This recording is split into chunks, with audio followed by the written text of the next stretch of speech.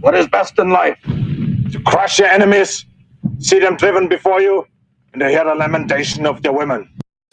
None of you seem to understand. I'm not locked in here with you. That's it! You're locked in here with me.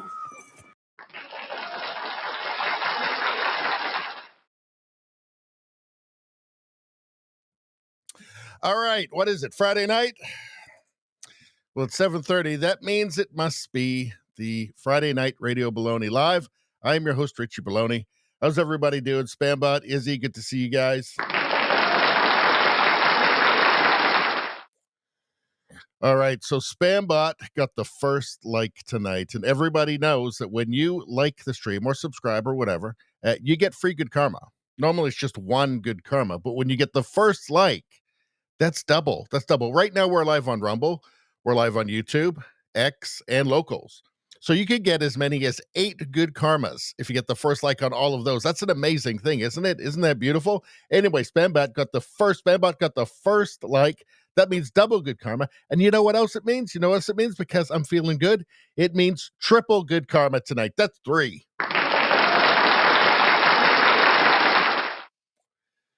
And then I don't know what you wrote after that. I don't know what that is. That's some sort of code or something. I don't know what's going on.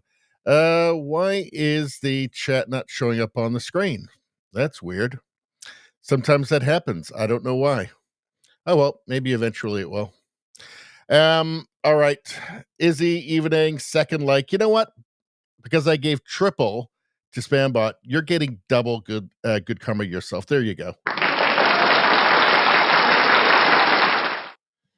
All right, we do seem to have a glitch so that the chat is not showing up on the screen.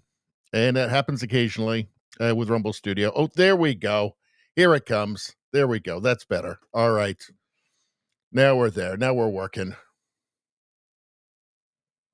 Let's see. You should remove the Odyssey logo from your background since you don't stream there. Yeah, but I upload all my videos there. So I want people to know I'm there too. All right. What are we doing now? What are we doing now? I don't know. What are you guys doing? Should we do what you're doing? Oh, no, I guess we're doing a stream. All right.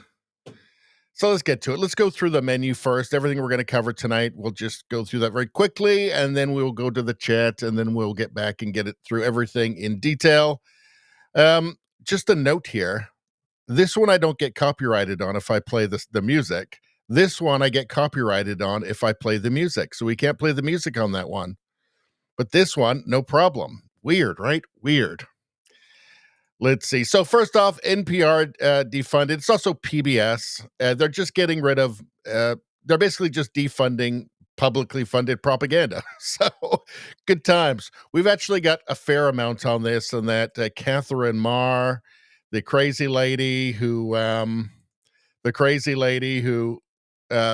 is apparently just a straight up commie, as far as I can tell, authoritarian leftist.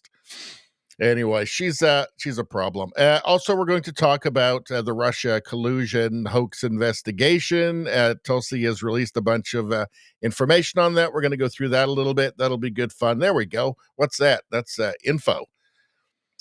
This Zoran Mamdani, it's like every single live stream, it's a new thing.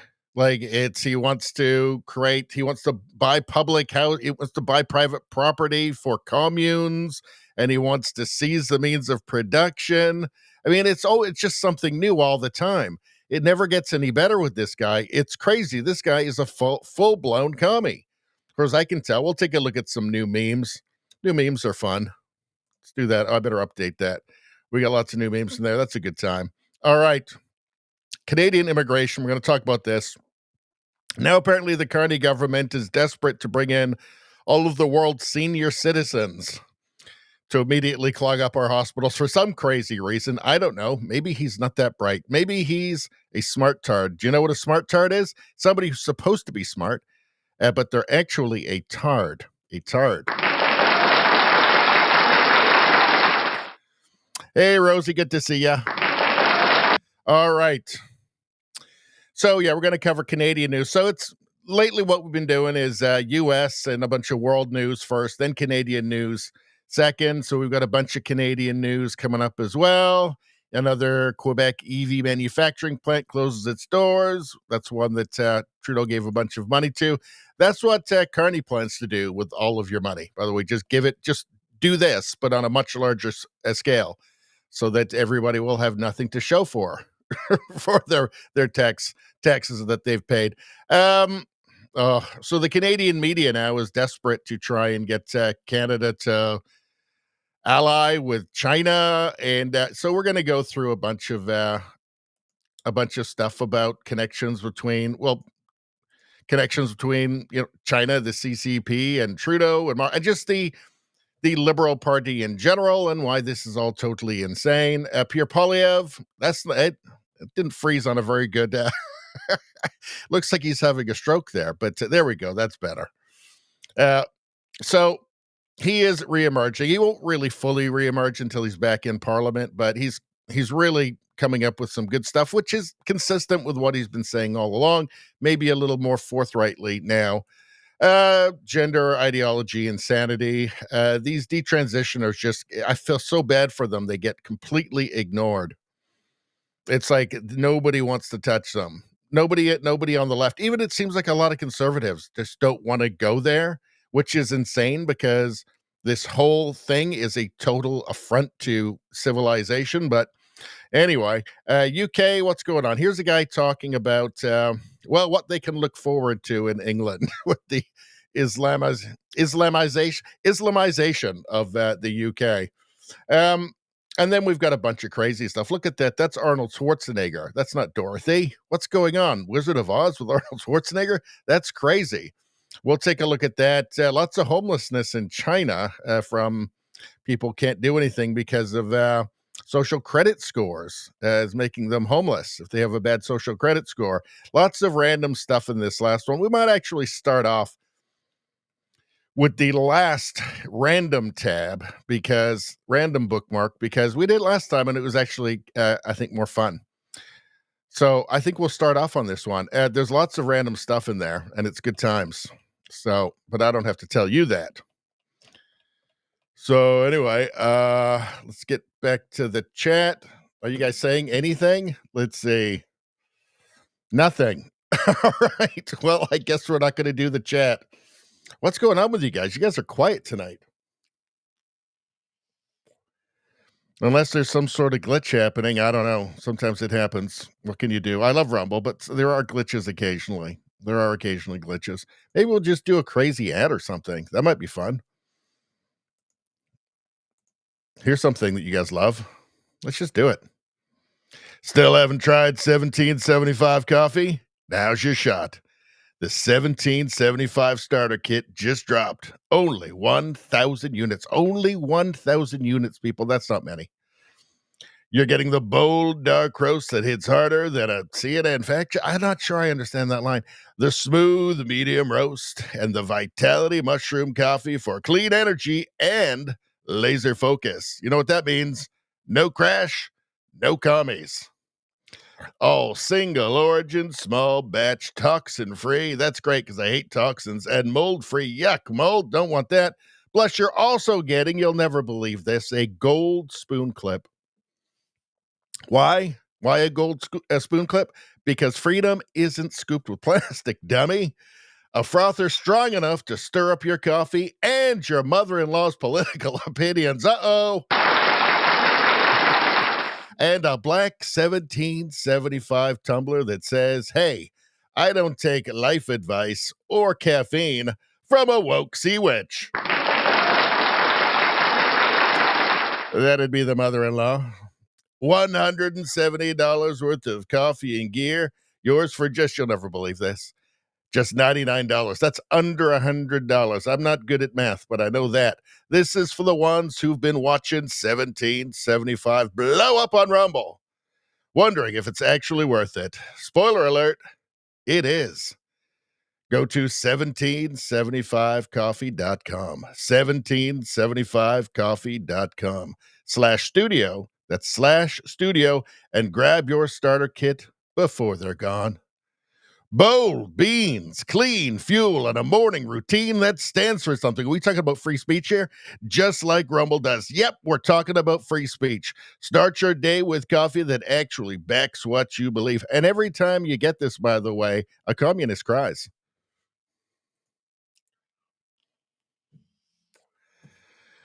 That felt good.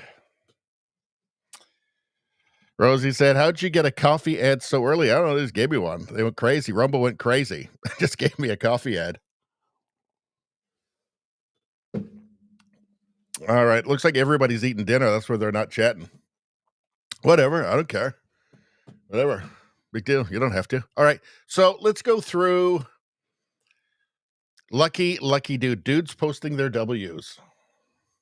Oh, first, let's get to the review of the ad read from Rosie. Amazing read, toxin-free, no woke sea witches, commie hate, growls, enthusiasm, excellent kickoff, 1777 out of 10. That is the most you can get out of 10. Thank you, Rosie. All right.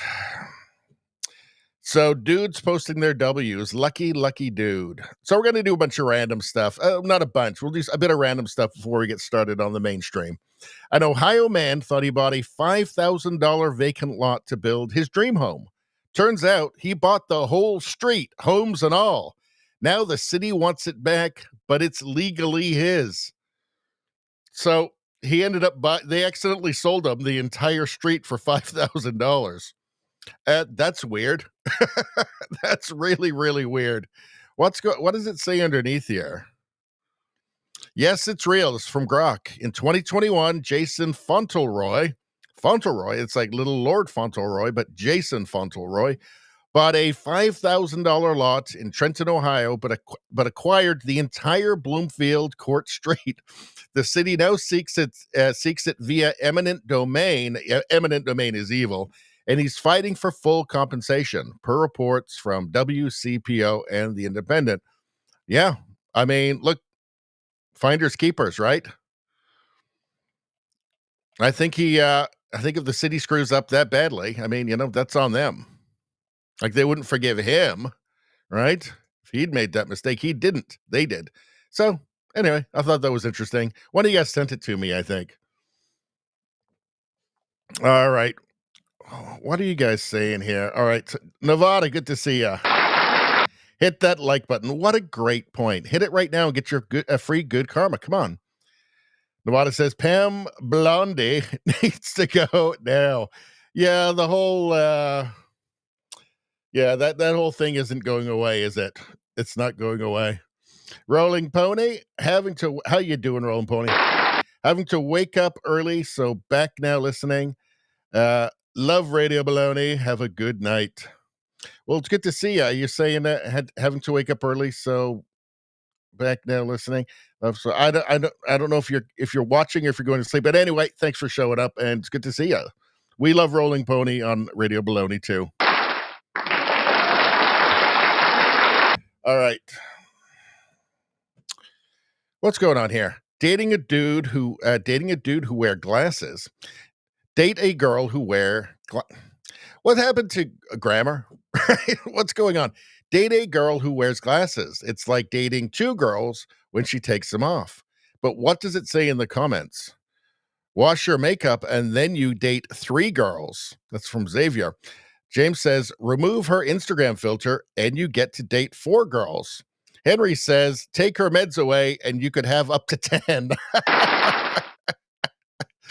So many personalities. Oh dear. All right. Well, I think we'll get moving on. Let's just get to the main stuff. So NPR, not funded. Now, NPR is just ridiculous. Should we just... All right, first let's go to here. Congressman Brandon Gill. This guy is hilarious. He talks like a skater from like the 90s or something. But he's a congressman, which is really weird, but he's hilarious. If they want to spew left-wing propaganda, they can do so on their own dime. Taxpayers no longer have to bankroll NPR and PBS. I mean, we're going to focus on NPR here, and it is utterly ridiculous. But let's take a listen. What we're simply saying is that our tax dollars no longer have to subsidize these institutions. If PBS wants to continue running cartoons with transgender characters and promoting anti-racist content for young people, I guess they're welcome to do that. If NPR wants to keep running articles about fat phobia and about transgender dinosaurs, then sure, go ahead. If they can find an audience for that, that's not my thing, but maybe somebody else wants to read maybe that. they couldn't do. What we're simply... All right, I want to show you actually something from this guy, which is quite hilarious. We've got it in here somewhere. Oh, here it is. This is just funny. So here he is grilling Catherine Marr, who is the head of NPR. Let's take a listen to this. It's actually very funny. This guy's hilarious. Do you think that white people should pay reparations? I have never said that, sir. Yes, you did. Yes, you did. This guy's funny. Said it in January of 2020. You tweeted, yes, the North, yes, all of us, yes, America, yes, our original collective sin and unpaid debt, yes, reparations, yes, on this day. I have never said that, sir. I have never said that, sir. Do you believe that America believes in black plunder and white democracy? I don't believe that, sir. You tweeted that in sir. reference to a book you were reading at the time, apparently, The Case for Reparations. I don't think I've ever read that book, sir. You tweeted about it. You said you took a day off to fully read The Case for Reparations. You put that on Twitter in January of 2020. I don't believe that, sir. I don't believe that, sir. He is pretty funny. Did we have another one of him in here? I don't think that we do. Okay. So let's take a look at some of her comments. Catherine Marr, CEO of NPR, in her own words.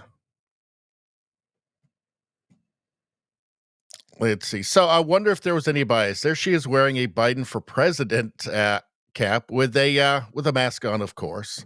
Let's see. Catherine Marr, white silence is complicity. If you are white, today is the day to start a conversation in your community. Maybe a conversation about how she's a dingbat. Let's see. Today, like every single day, is yet another great day to follow more black women as well as all people of color on this here website. Look, nobody is like a magic person based on their identity. There's no magic. This is what they seem to think. It's like the people are black women are magic. They're just people, right? Like they might have good ideas. They might have bad ideas. They may not think about anything at all, just like anybody else, right? This blanket statement, you have to follow this person because of these identity markers, is retarded. And it's also very commie as well. Very commie. Let's see. Catherine Marr. I mean, sure, looting is counterproductive, but it's hard to be mad about protests, not prioritizing the private, but it's hard to be mad about protests, not prioritizing the private property of a system of oppression founded on treating people's ancestors as private. Oh my God. So she's obviously an anti-capitalist. She's a commie. Obviously a commie. Let's see. Lots of jokes about leaving the U.S., and I get it, but as someone with, here we go, cis white mobility privilege, how do these, well, you know how they get their jobs. These institutions get taken over by the woke mind virus, and then that's it. That's all that they can have. They don't want anything else. You've got to be her. You've got to be this to get that job once the mind virus sets in.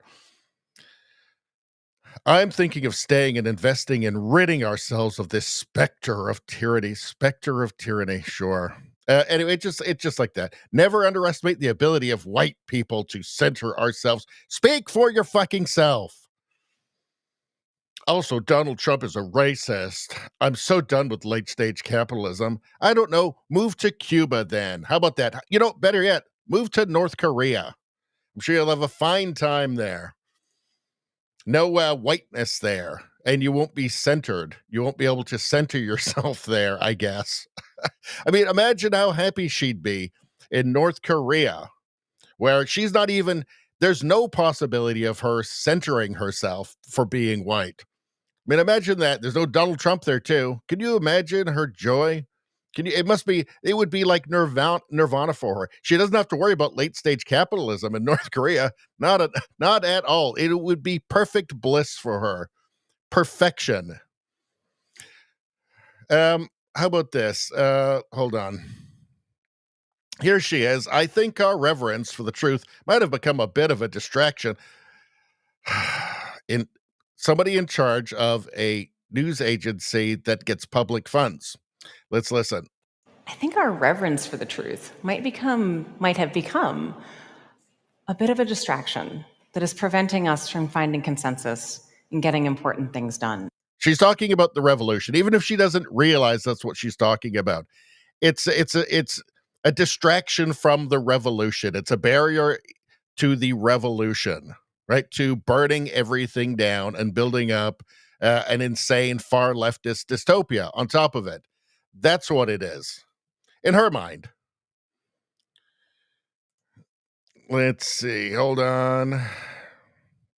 Breaking: PBS, NPR, USAID have all been officially defunded by the House and Senate. Thank you, President Trump, congressional Republicans, and Doge. So, obviously, this person in no way should have any ability to use tax dollars to propagandize people, to inform anybody, right? Obviously, this person should be nowhere near the levers of power at a place like NPR, if NPR was actually to mean anything.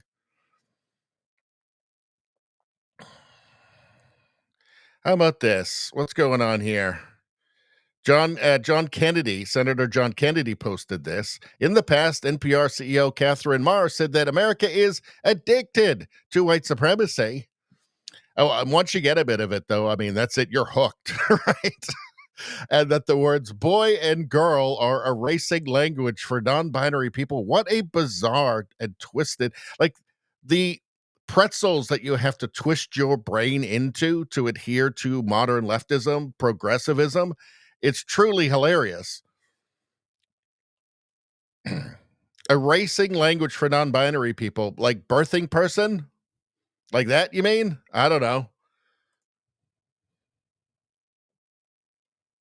What do you say to Republicans who argue the funding is a waste of taxpayer dollars and consider your outlet to be a biased propaganda machine? Well, I would take those two things apart. Number one, 70% of all funding goes directly to local stations. NPR receives 1 to 2% of national funding on an annual basis. We're talking $3 million, $5 million. It's not much.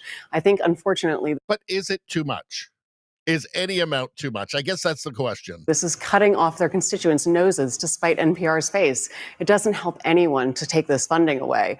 As far as the accusation. But does NPR really help anyone? Or does it just exist to propagandize and ultimately hurt people by tricking them? That were biased, I would stand up and say, please show me a story that concerns you, because we want to know and we want to bring that conversation back to our newsroom. We believe that as a public. Well, she's got everybody there. I mean, she's saying, show us a story that concerns you. If you're worried about bias, political bias, or woke in their reporting, just show us a story because, she's got everybody there, right? Let's see. NPR. Monuments and teams have changed names as America reckons with racism. Birds are next. Birds are next. Let's see.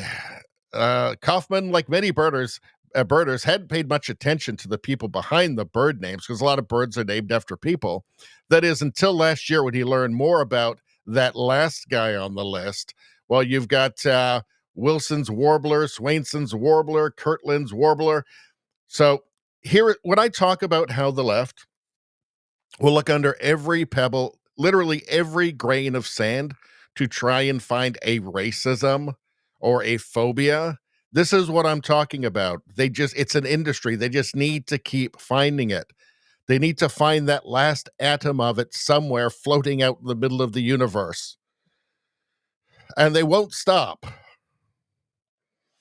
Let's see. John Rutter, a young birder from Washington, D.C., is co-founder of Bird Names for Birds, a group trying to make birding more inclusive by removing all eponymous bird names. That is, those named after people, but I think we all knew what that meant.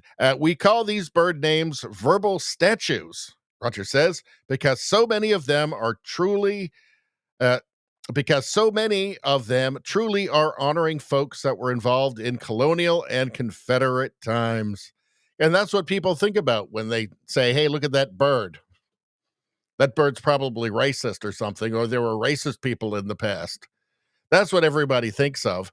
I love how here, like they feel the need to explain what eponymous is. Now, there was a study done that shows leftists change their language. They dumb down their language when they're talking to minorities, and conservatives don't. I think this is an example of that here, of the kind of, what would you call it, kind of tacit racism of the left, of white leftists, especially white leftist women. What else do we got? To celebrate NPR losing federal funds, here are 7 of its worst stories. Let's see. She wanted evidence. She asked us to do this. Let's see. NPR public editor. Why haven't you seen any stories from NPR about the New York Post Hunter Biden story? We know why. Because you're political hacks. You're partisan hacks. We don't want to waste our time on stories that are not really stories, and we don't want to waste the listeners' and readers' time on stories that are just pure distractions, or on stories that are actually stories that are demonstrably true, but they don't benefit you politically. Because if the wrong person gets elected, you might get defunded.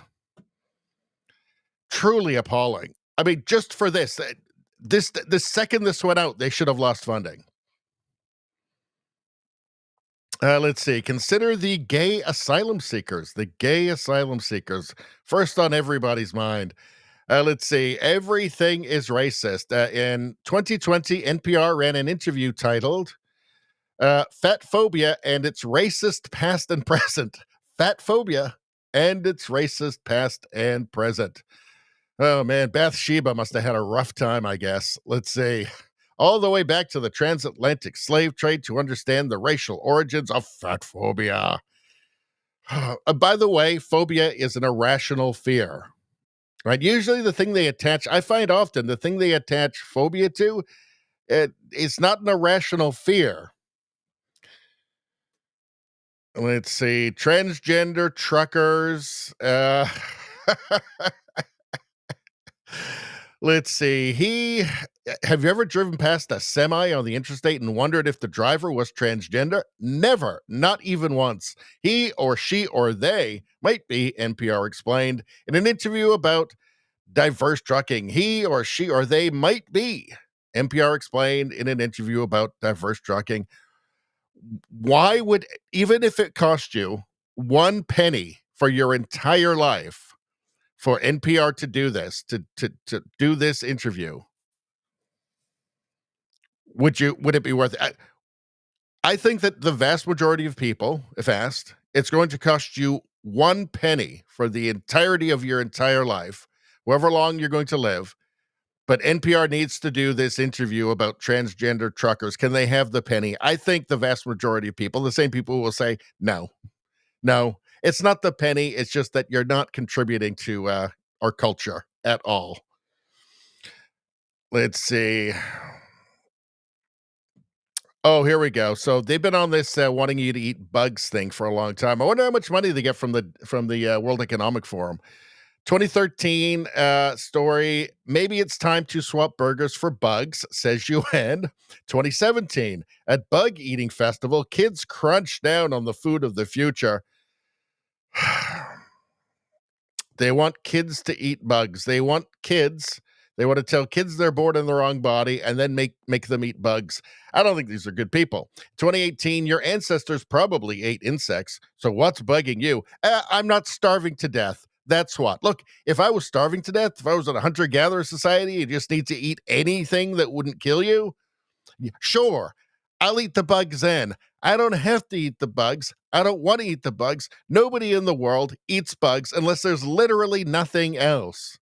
If there's nothing else, people will eat bugs under no other circumstances. Because you know why? Do you know why? Because it's gross. Because it's disgusting. That's why NPR. Yeah, our ancestors also died at average age of 28, right? So I don't want to do that either, right? I don't want to fight a saber-toothed tiger, all right? I also don't want to eat bugs. And by the way, I also don't want to share my car with the neighborhood. So fuck you on that as well. In 2023, NPR wondered why so many conservatives were refusing to eat bugs. The answer is so simple. It's so simple. It's gross. That's why. Is it just conservatives that don't want to eat bugs, by the way? I kind of feel like it's an everybody thing. I kind of feel like, Mark Ruffalo probably isn't that into eating a bowl of crickets either, although he's such a dingbat. Maybe he probably is. He's probably eating crickets right now, just to shove it to those, just to give it to those conservatives.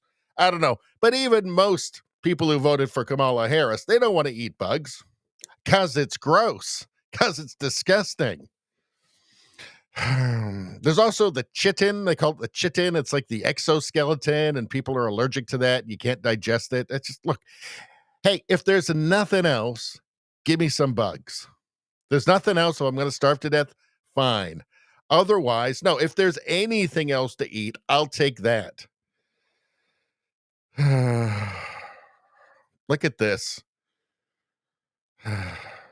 Oh, how about this one? NPR, a new poll finds 40% of respondents believe in a baseless conspiracy theory.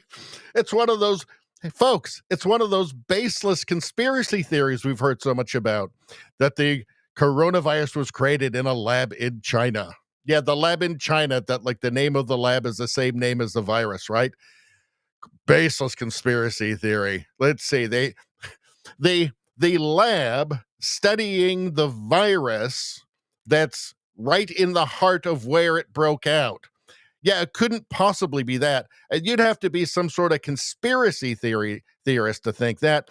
There is zero evidence for this. Scientists say the virus was transmitted to humans from another species. That's right, a bat flew by and coughed on somebody. Why should a penny go to this? This is ridiculous. I mean, if they had written, a new poll finds 40% of respondents believe that the coronavirus was created in a lab in China, which it just was, which we all just know that was the truth now. Everybody's admitting that now. If they had written that and said, I don't know, experts, I don't know. If they had written that 40% of people believe that the COOF was created in a lab, and some experts agree, some don't, something like that, that would have been okay. But here they're making a claim. They're making actually a baseless assertion.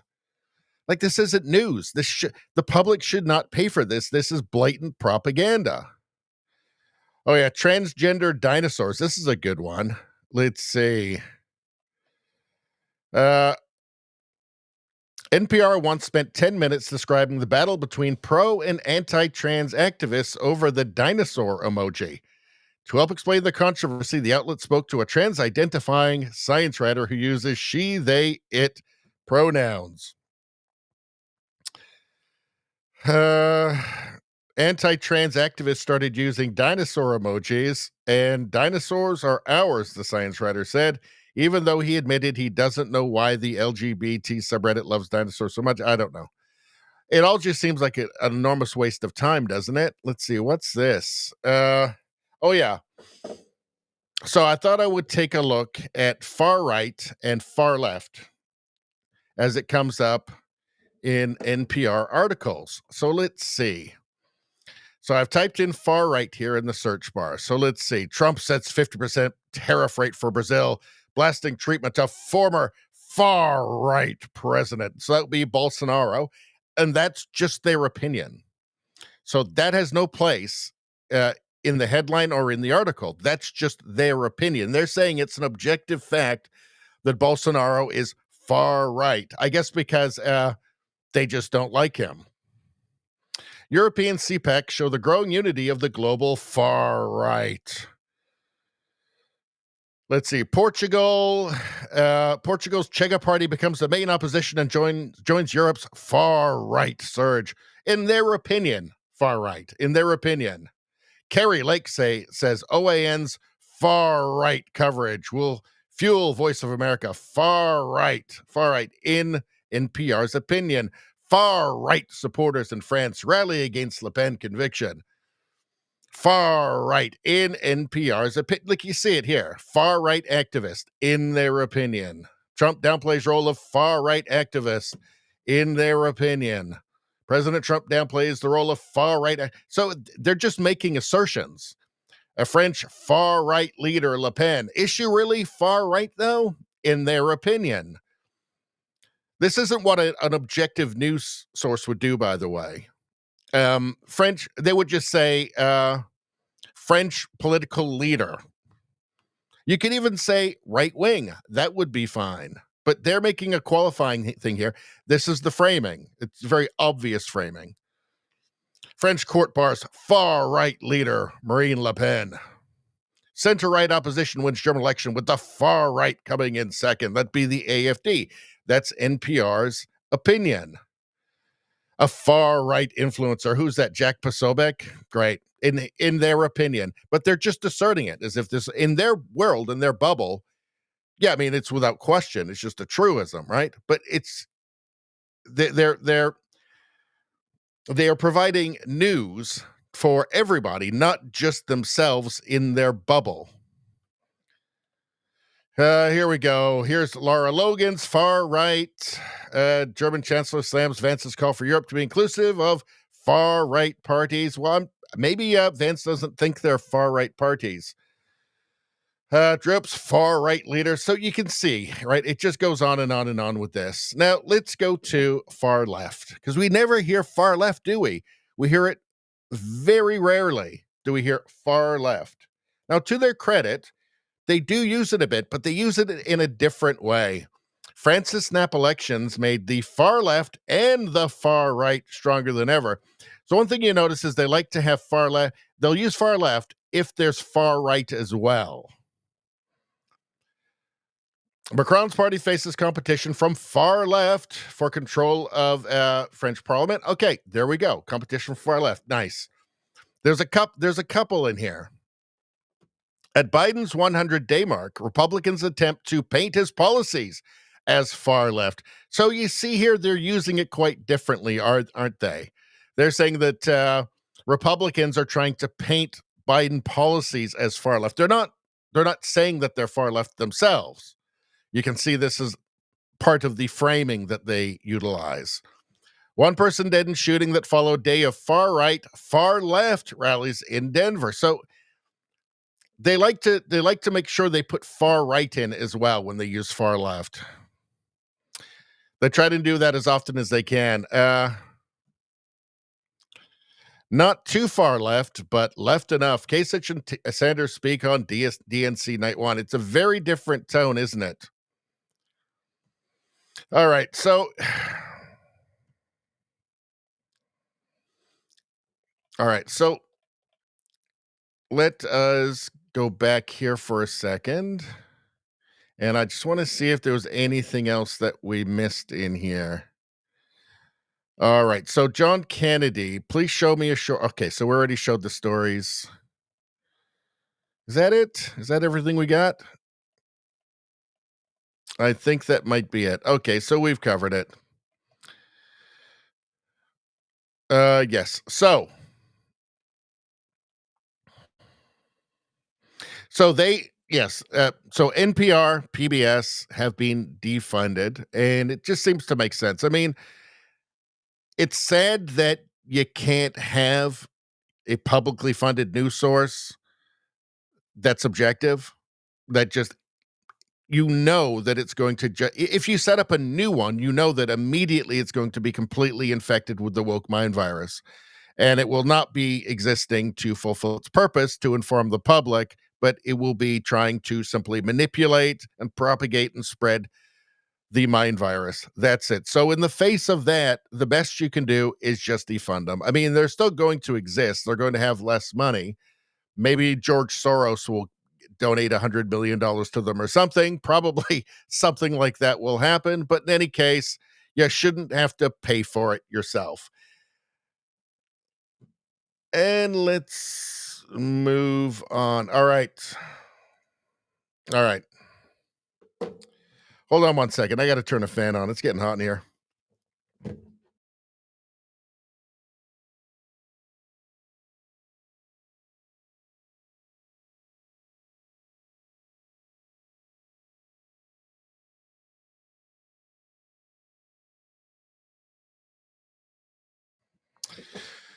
All right. Let's get back to the chat for a second.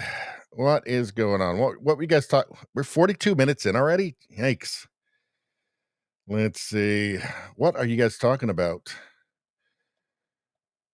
Let's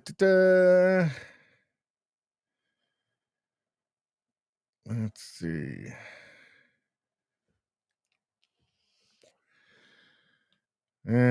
Chef Rico, good to see you.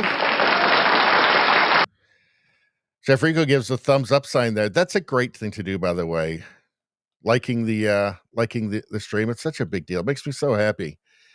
Let's see. Rosie says, NPR CEO, alphabet lies. Yep, nothing but lies. We went over it. I mean, it's very, very silly. Very, very silly. What was her salary? I'm not sure. I think it was, I'm sure it was probably a couple of 100,000, 300,000, 400,000 a year, something like that. Rosie says, is Bob Ross painting propaganda? No, that was okay. That was okay. Now, that was PBS, right? So it wasn't NPR, but I mean, they've turned into the same thing. Is Elmo a jihadi yet on PBS? I don't know. I'm sure soon. Have they shown Elmo with like one of those like keffiyehs on yet? Probably. I wouldn't be. Here's the thing. I wouldn't be surprised. Like if I saw that was a story, I'd be like, yep, that's exactly what they do. Vada says, for fuck's sakes, leave the birds alone. There was also a story I covered ages ago. Was it New York Magazine or something like that? About the racist birds.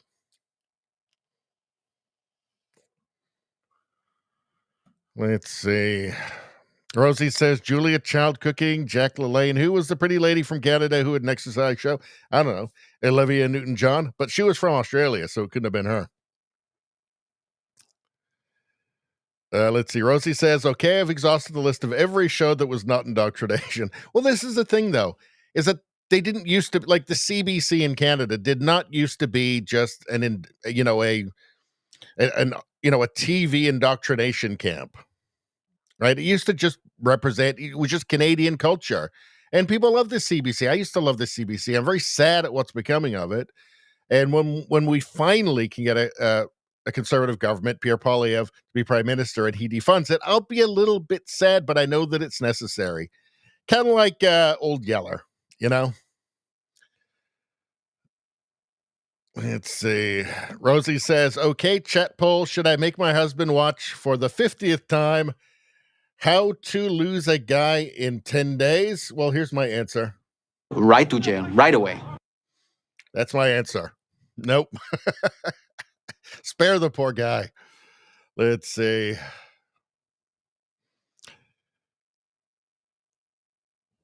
Oh, geez. Chef Rico says, Chef Rico was quick on this. Trans dinosaurs, Megasaurus.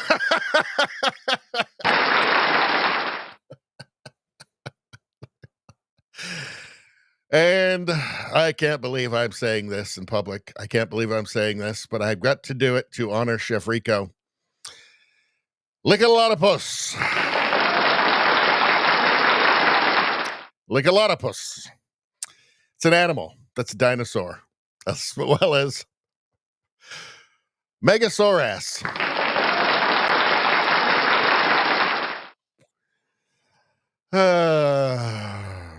Nevada says, if you're not a stinking commie, you are far right. Well, that's what they think. In like that weird lady's mind, yeah, everybody who doesn't agree with her is far right.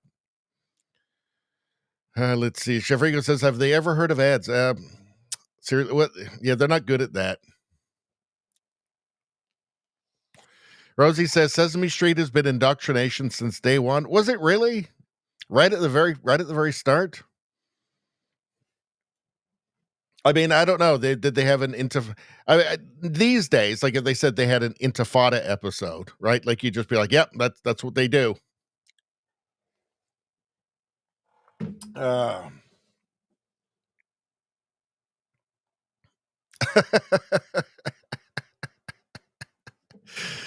Richie from Rosie. Richie, spare the poor guy, my husband. No shit. Thank you, Richie. That's right. I'm here.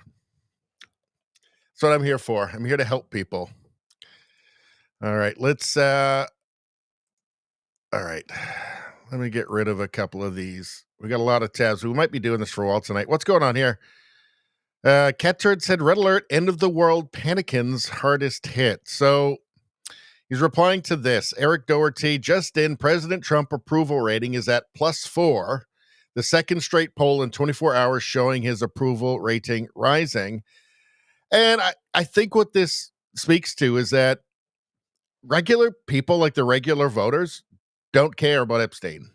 They don't, whether that's right or wrong, they don't care. They care about the border. They care about inflation.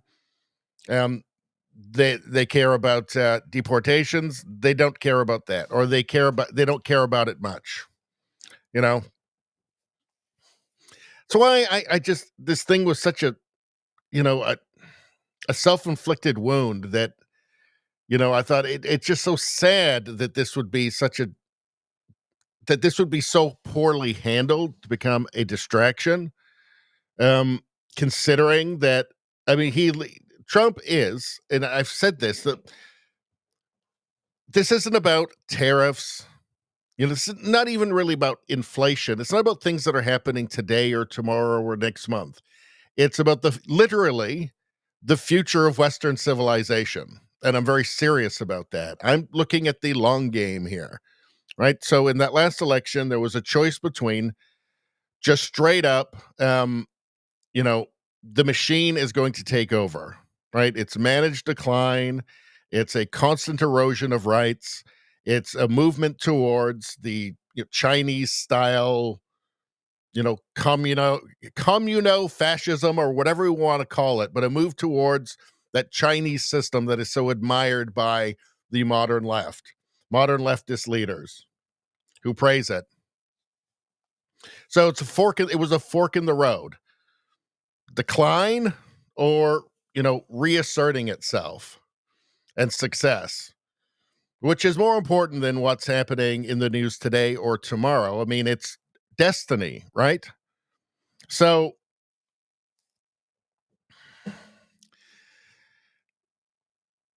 but it was just so disappointing to see it handled so terribly. And the way it continues to be handled so terribly. Now, apparently, it's really not affecting the typical voter, because his approval rating's going up. They don't care. So, I mean, that is good. That is good, because I do believe that you could talk about the Democrats in the United States, but you could talk about what's happening in Canada now with the Liberal Party. You can talk about with Labor. They are taking these countries, these Western countries, into terrible places. They have bad, malevolent intentions. Right? They're not interested in being, liberal democracies. They're interested in moving towards a Chinese system, and I absolutely believe that 100%. Right? These are not people that care about individual rights. These are people who care about enforcing their insane ideology and cementing and what's the word I'm looking for? I can't think tonight. These are people who are looking to seize power. These are central planners, right? These are people that want to grab all of the power from the patchwork of consequential knowledge across a country like the United States or Canada or the UK, or the UK or Australia or wherever, and then concentrate it in their own hands as central planners. Mark Carney is a globalist, technocrat, central banker. What do you think he wants? A guy who also has spent a lot of time admiring and talking to the Chinese and visiting Chinese and getting loans from them. Where do you think? Who do you think that he identifies with? Like a plumber or a fellow Chinese banker? I think we can probably answer that question fairly easily. But it's a question of what is your destiny going to be? So that's the most important thing, because if you don't have a country, right, like if you don't have borders, if Kamala Harris had won the election, there'd be no borders, right? It would be, the 12 to 20, however many million that went across the border during Biden, and then you'd add on to that probably another 20, 30 million, whatever. And before you knew it, you wouldn't have a country. It'd be over. They'd be naturalizing them all. They'd be getting them voting one way or another, legally or illegally. That's it. I mean, that it really was the most important election, maybe ever, to be honest, because, I mean, the fate of the country really did rest on it. And you just have to say, why'd you have to fuck up the Epstein stuff so badly? I mean, on one hand, I'm glad to see his approval rating is up, because that's what needs to happen. There is no alternative. Like, he needs to win the midterms. He's got one term left that he can do. He's got one term left to work in. He can't run again. And he's got a lot of work ahead of him still, and he needs to be able to do it.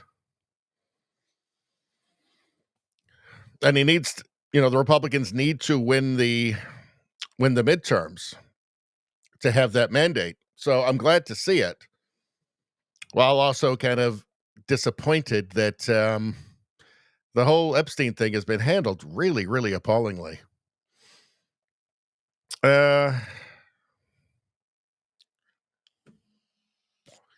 All right. So there is this now on the Epstein stuff. There is this Wall Street Journal article, and here it is. Jeffrey Epstein's friends sent him bawdy letters for a 50th birthday album. One was from Donald Trump. The leather-bound book was compiled by Ghislaine Maxwell. The president says the letter is a fake thing. So let's take a look at this. The letter bearing Trump's name, and I don't have an image of the letter. The letter bearing Trump's name, which was reviewed by the Journal, is bawdy. Bawdy. Oh, I don't like the sounds of that. Like others in the album, it contains several lines of typewritten text framed by the outline of a naked woman, which appears to be hand-drawn with a heavy marker. A pair of small arcs denotes the women's breasts. Well, that's exactly what the patriarchy would do. And the future president's signature is a squiggly Donald below her waist, mimicking pubic hair. Uh-oh. The letter continues, happy birthday, and may every day be another wonderful secret, just like Trump would say. Right? That's exactly the sort of thing that Trump would say, obviously. And may every day be another wonderful secret. I mean, all of this is just pure Trump. I'm skeptical. In an interview with the Journal on Tuesday evening, Trump denied writing the letter or drawing the picture. This is not me. This is a fake thing. It's a fake Wall Street Journal story. I never wrote a picture in my life. Apparently he did. He has drawn some, scribbles and things. They do exist. I don't draw pictures of women. It's not my language. It's not my words. This part I would agree with. This does not sound like Trump at all. He told the Journal he was preparing to file a lawsuit if it published an article. I'm going to sue the Wall Street Journal just like I sued everyone else. And he is suing them. And I'm extremely skeptical. Would a news outlet go out of their way to smear Trump with something that wasn't true? There's only one answer to that, and the answer is, of course they would. They've done it before many, many times. So, yeah, I'm extremely skeptical. And even if it's real, so, I mean, this was, 2002, I think? 2003. So this was before he was charged, before Epstein was charged before his first trial. Trump was friends with Epstein like everybody was, because Epstein apparently knew literally everybody. Later on, I think he kicked him out of Mar-a-Lago, and then they weren't friends anymore. I don't know what this is just nothing. Like, this doesn't mean, even if he did do it, and very weirdly wrote, and may every day be a wonderful secret. That doesn't sound like Trump at all. But even if it is, so what? It's all very, very silly, isn't it? Let's see. Oh, Epstein list hangs itself. Uh-oh. Moments before release. Uh-oh. Well, that's what happened. Got to be careful. Let's see. Yeah, this whole calling it a Democrat hoax thing, I don't know. I mean, it's just insulting his own voters. I don't know. I guess, because, the alternative to Trump is just like throw away your country. But I don't, this doesn't make any sense to me. I'm not sure how it could be handled any worse. Although, that said, doesn't seem to make any difference. He's polling very well anyway. So, I don't know. What do you guys think about that? There she is. In need, many engines. You can find me. Don't hurt me, she says. Don't lie to her. I think we have to listen. Very pretty. Many engine in my 应景 in my factory. If you need many engine, you can find me. Don't hurt me. Don't lie to me. How could anybody hurt her? How could anybody lie to her? I mean, all she's trying to do, she's got a deep passion for engines, very complete engines, by the way. That needs to be said. They're very complete. And I don't see how anybody, I know there's monsters out there, but I mean, I don't see how anybody could do it. They are very complete. They are very pretty. Many engine in my factory. What are you thinking? Why have you come to me? Please believe me. Yeah, like it's crazy, right? Like, how many of you out there have not bought a very complete engine from her? What are you thinking? She's got them right there, for God's sakes. Please choose me. They are very complete. Oh, wait a second. Am I choosing you or the engine? Now I'm confused. I hope you can take them. They are very complete. Many engine in my factory. What are you thinking? What if you went there, you went all the way to China, you went to her factory, and you asked her, I'd like to have an engine, please. And she says, absolutely, these are all my engines. They're very complete. And you said, well, how about that one? Is that very complete? And she said, oh, yes, it's very complete. And then you checked it, and it wasn't. I'd be devastated. Women lie to you, people. That's what I'm saying. I'm just saying that sometimes women lie to get what they want, including selling an engine to you. DNI Tulsi Gabbard. Their goal was to actually, before we do this, let's go back. Let's go back to the chat for a second. Okay. Let's see. What are you guys saying now?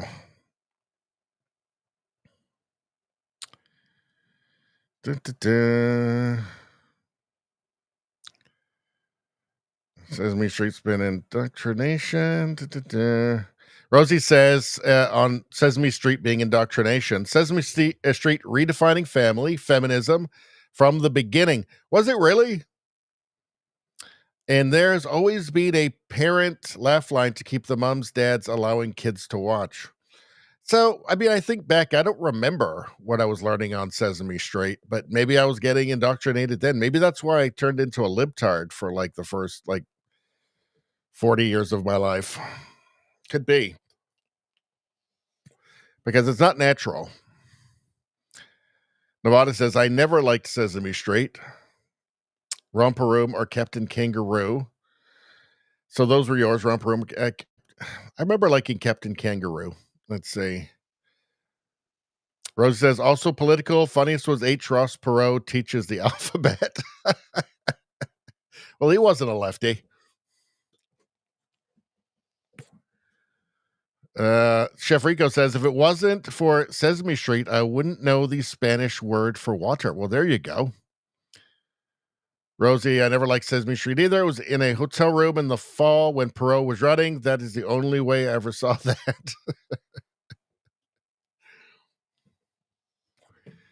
Let's see.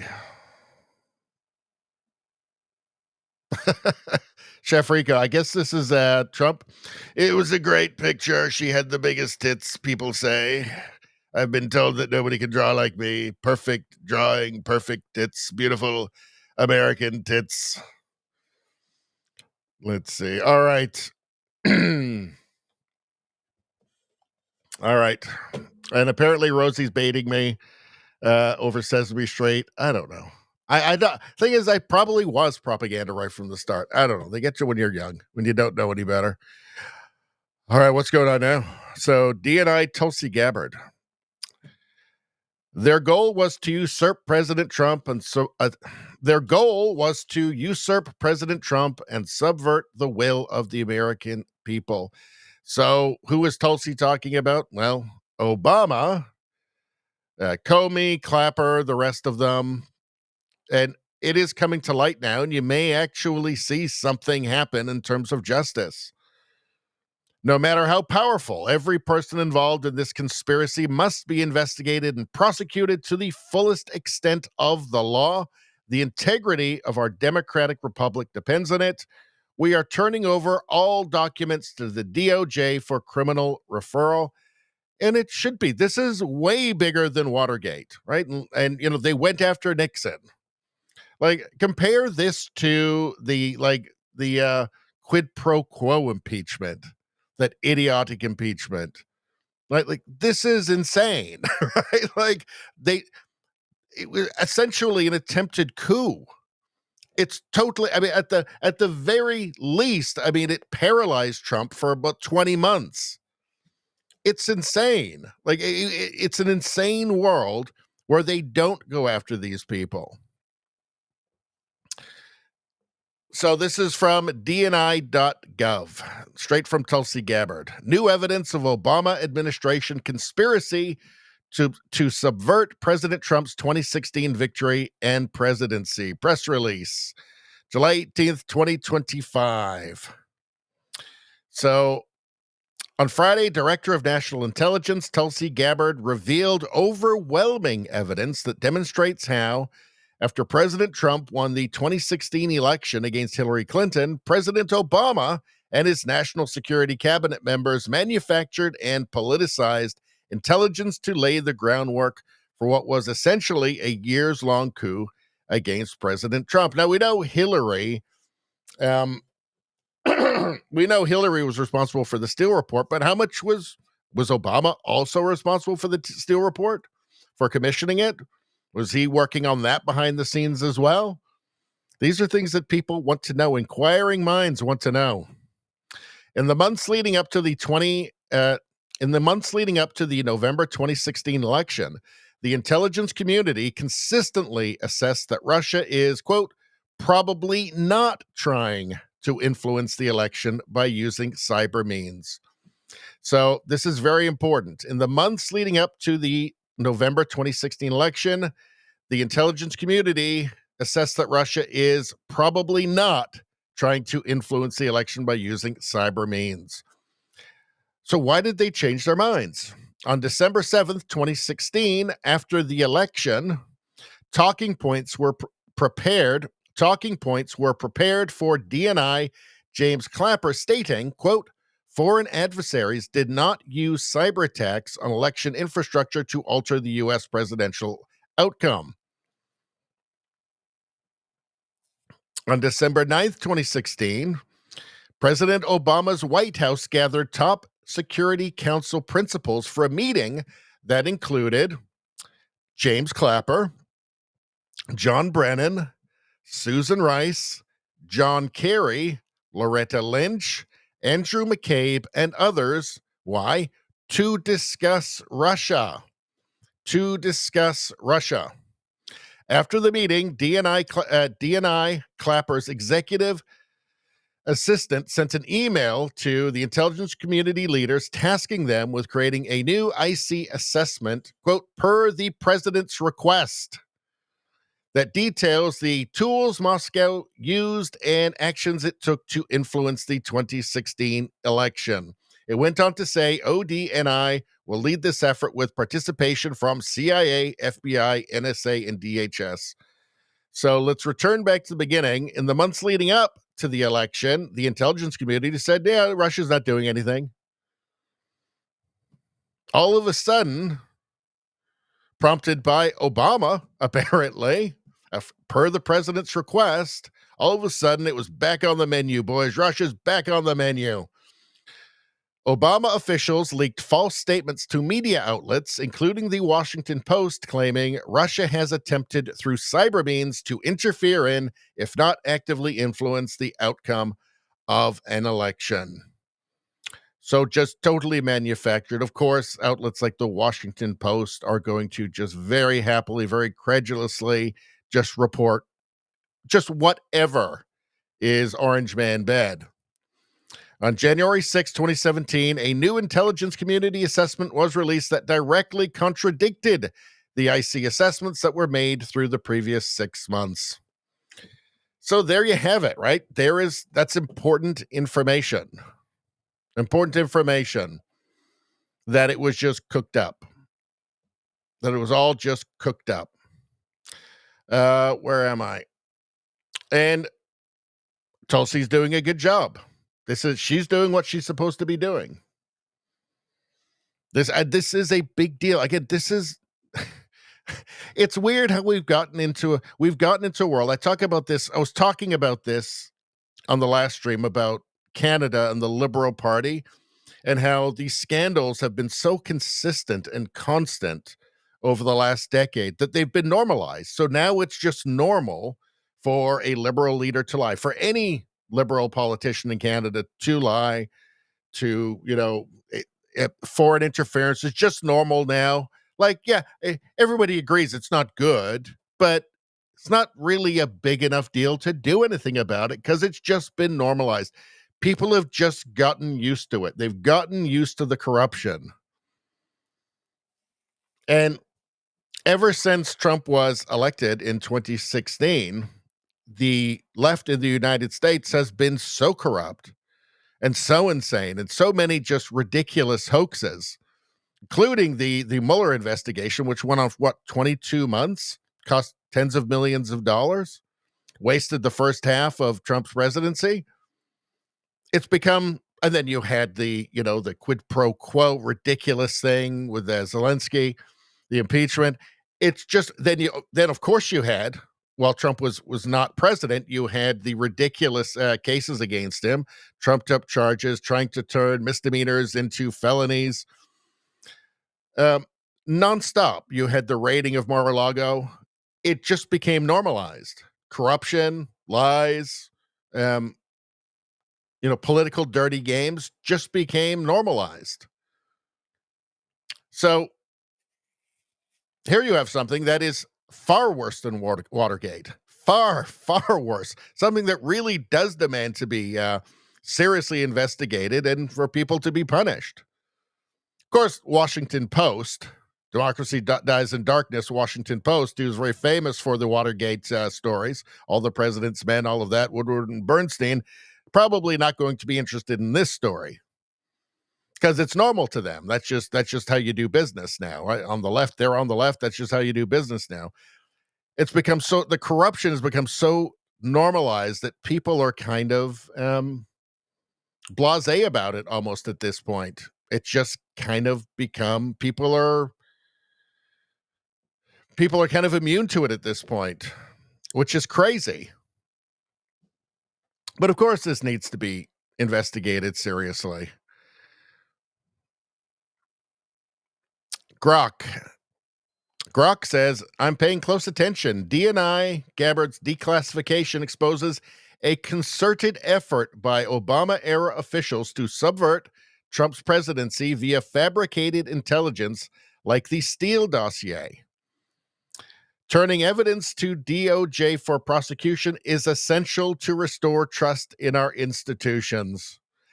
I don't always agree with Grok, but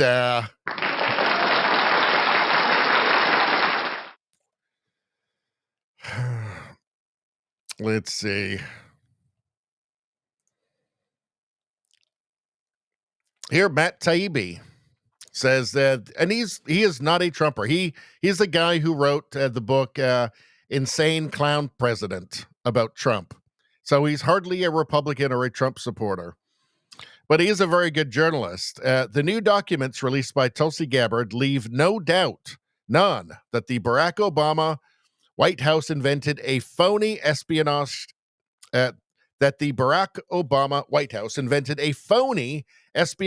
scandal to hang on the incoming Trump administration. The sole question is, why? What idiot thought this would work, that it was a good idea? Interesting question. All of those idiots did, I guess. Breaking, DNI Gabbard declassifies doc showing Obama manufactured the Russia hoax to sabotage the Trump presidency. Let's take a look at this. Fox News alert, we just got a peek inside Obama's black book, and it turns out Barack knew the Russia hoax was a hoax all along, but pushed it anyway to sabotage the Trump presidency. DNI Tulsi Gabbard declassifying pages and pages of documents, showing Obama's intel guys briefed him just weeks after the 2016 election that the Russians didn't actually sway the election. Quote, we assessed that Russian and criminal actors did not impact the recent U.S. election results. Criminal activity also failed to reach the scale and sophistication necessary to change election outcomes.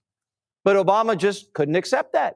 So he and his staff instructed intel agencies to cook up new reports to support Russia collusion. Quote, after the meetings, Clapper's executive assistant emailed intelligence community leaders, tasking them to create a new intelligence community assessment per the president's request that detailed the tools Moscow used and actions it took to influence the 2016 election.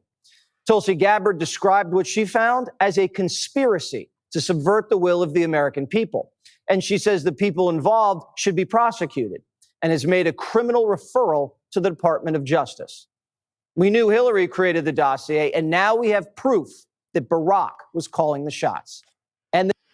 So just as we've seen through all of the trials in like New York, it's a very, regarding Trump, vis-a-vis the Democrats, it's very much being just a show me the man, I'll show you the crime situation, right? The man is Trump, show me the crime. I don't think anything, this takes away all doubt, right? There's no question of that now. All right.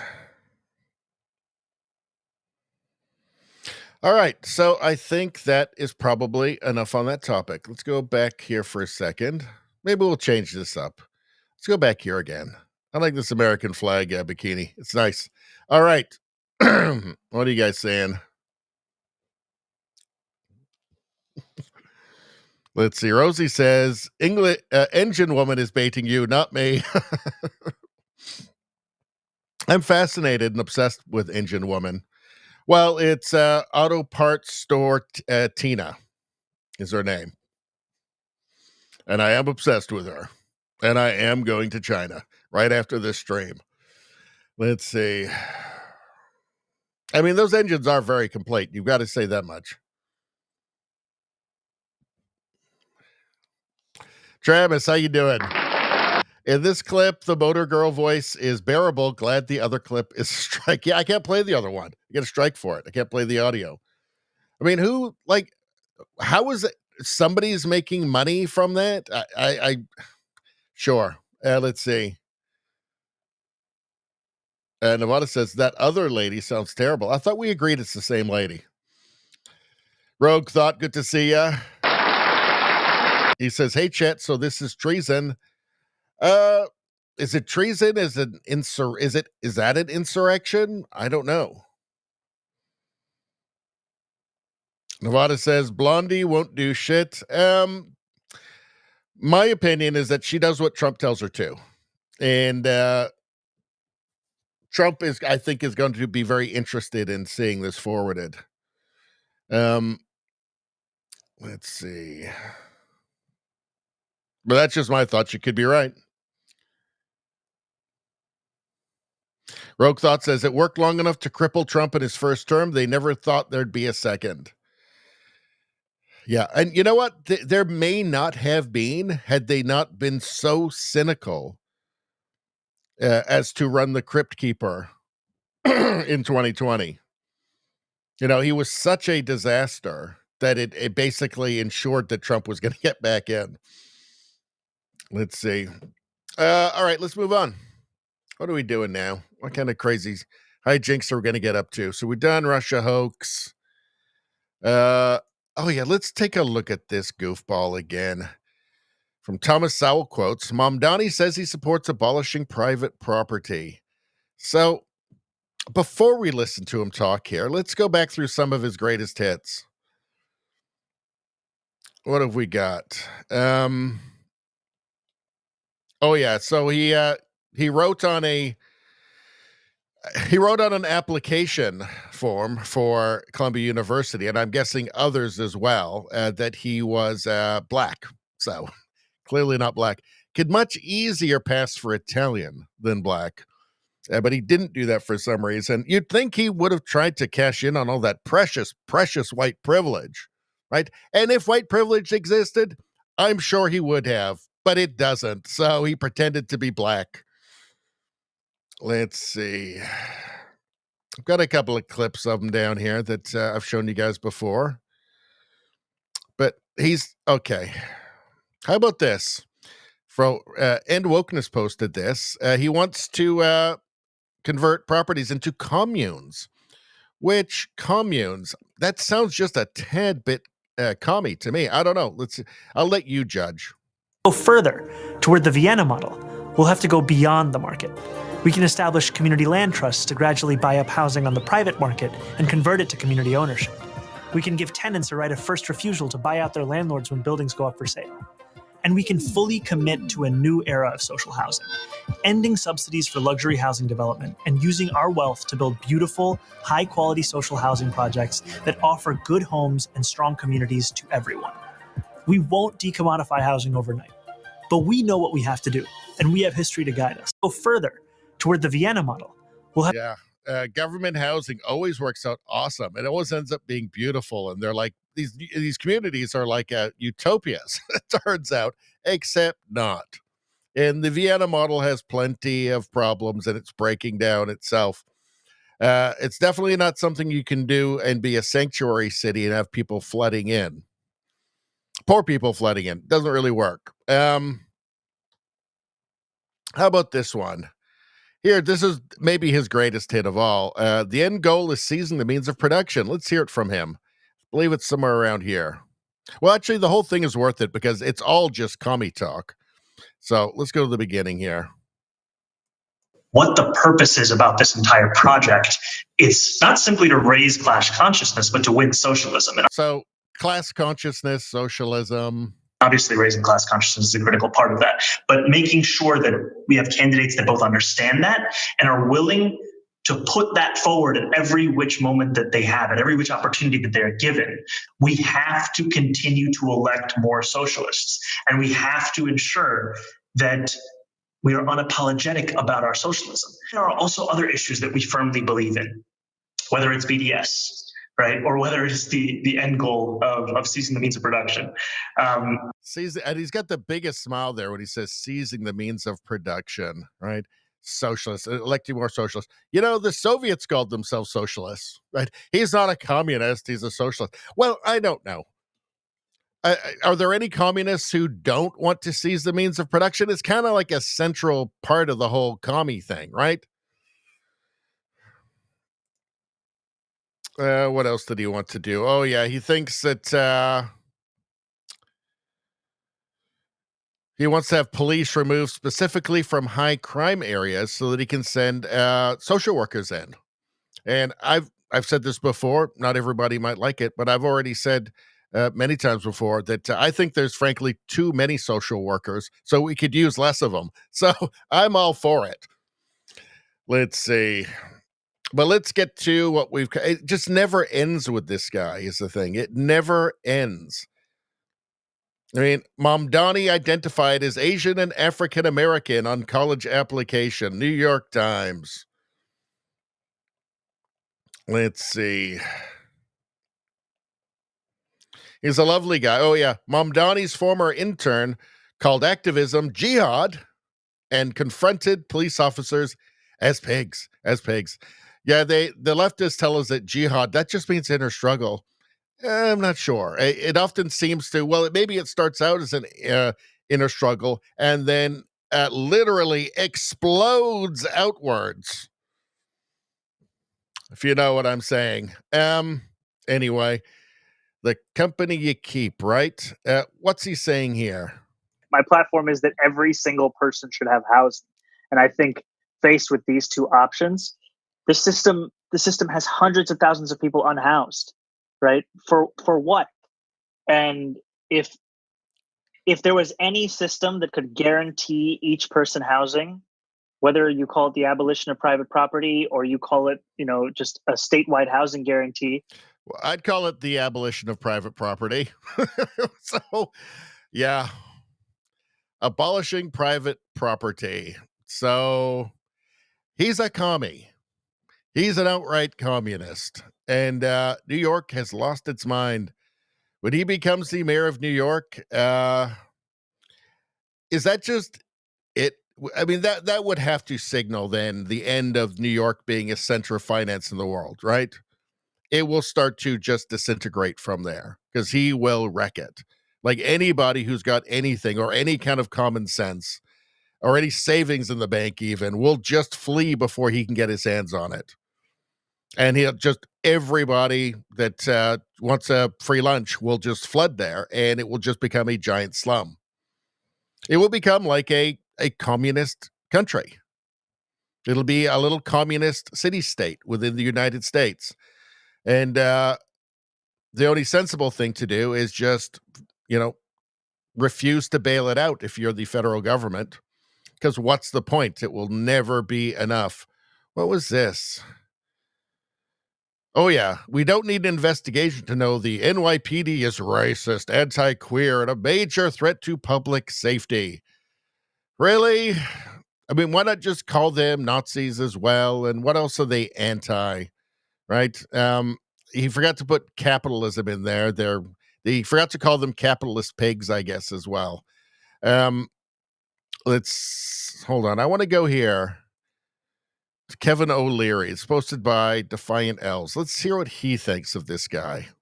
Now, what he's been doing, running around the streets of New York saying, free taxis, free subway, free buses for you, free everything. And of course, if you don't understand what that means long term, you might vote for him. They certainly are proposing that. And so this is a classic case of reading Atlas Shrugged. I got my kids reading it, and they're freaking out reading that thing, because that's exactly what it's proposing. You can't do this in an environment where there's competition of other states. The money just leaves. The tax base leaves. The capital leaves. The developer leaves. The risk capital leaves. And you're left with a collapsing environment. New York City is it's a horrible message for the American dream. This guy is turning New York into the American nightmare. The money comes in, it flies right over New York City, and it lands somewhere else. That's the problem. And what he's been doing, running around the streets of New York. Yeah, I mean, what they say that Florida is the America of America. So New York, it looks like it's on its way to becoming the Cuba or the Venezuela, maybe not even like the North Korea of America, I guess. Total lunacy. He's probably the most dangerous political leader in any position. I mean, he's not mayor yet, but he's a Democrat, New York, do the math. He's probably the most dangerous politician in the United States in terms of human well-being, like damaging human well-being, right? With a bunch of sweet little lies, the same old tired lies that have been told for 100 years. The same old fake, failed policies of a. I mean, you've got a century to judge it on, right? Like, history is not confused as to the merits of communism. History has made its verdict. It's clear. You can't ignore it. If you actually have eyes to see, you can't ignore it. There's no confusion. It's not my opinion or versus somebody else's opinion. No, it's just fact. It's right there. It's in the history books. You can just take a look. You can just look at North Korea or Venezuela or Cuba. Right now, South Africa is going full on socialist, and guess what? It's becoming a failed state. It's the same thing that happens every single time. As I say, history is not confused about this. Just listen to it. Listen to history. I guess this is why they want the schools to be total failures.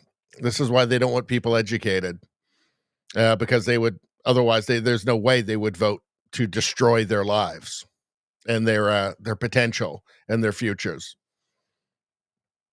All right, I guess that's why they hate school choice, isn't it?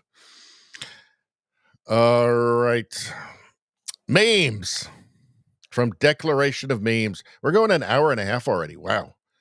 Swiss town denies passport to Dutch vegan because she is too annoying. Which is a perfect reason. That is a perfect reason. Very annoying. Let's see. Me as a government. Why is this woman wearing a cowbell? What part of too annoying was unclear? What part was unclear? Yes. The second that you put on a cowbell, that's it. I mean, it doesn't matter where you are. Too annoying automatically. But being a vegan wearing a cowbell, well, I don't know. It's not like she can blame anybody. She did this to herself. Nobody forced her to put that cowbell on or be a vegan. All right. This is an oldie but a goodie. We've seen this before, but I just like it so much we'll play it again. Oh, you know what? I can't play that. So we'll have to... I'll just put on my music. And you guys can just read it. Born in 1970. Back when people were normal. All right. Let's take a look.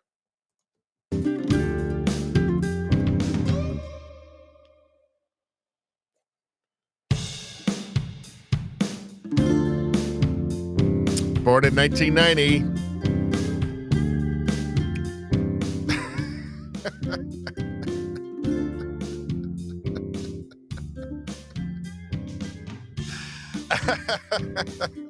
I'm a victim. That's a good one. That's a classic. That is a classic. Why did this happen? Is it helicopter parenting? Because I remember when I was a kid, I was totally free range. I mean, I'd just disappear. Me and my brother would just disappear all day long. And like my parents would just, they didn't have any words. They just assumed we'd come back for dinner.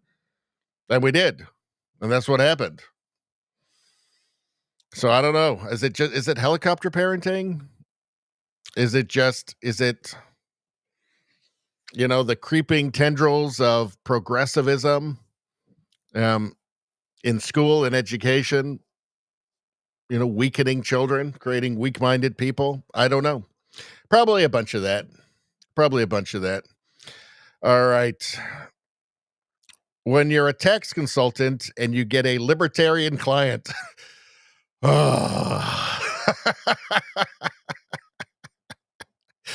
This is just a forever meme now with Ben Affleck. I hope he's got a sense of humor, because this is not going away.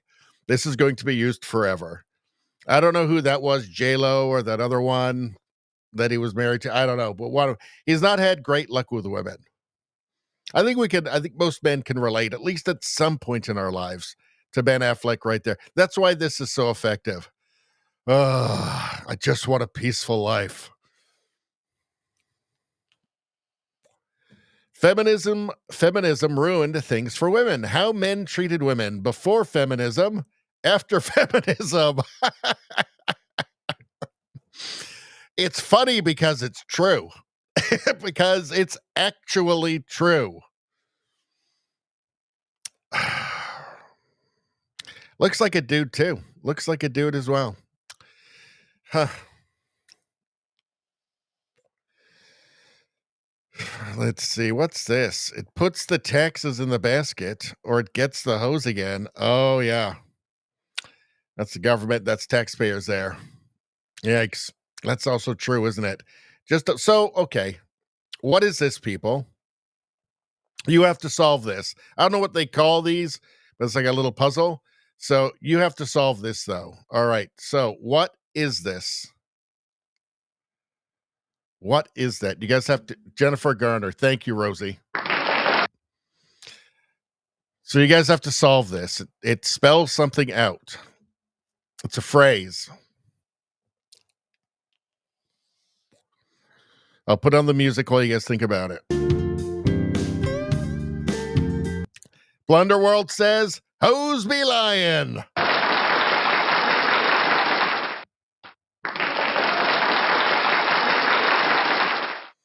Very nice. Very nice. Good work there. Hose be lying. Plunder got it. It took me about 20 seconds to get it. I like it because it's not too hard. It's not too hard. Do I have a button on my soundboard for this one? I don't know. I don't think I do, actually. No. Oh, well. What are you going to do? Let's keep going. What's this? So Rosie, who I follow on X, brings good things to my attention. How to make a totally invisible plane.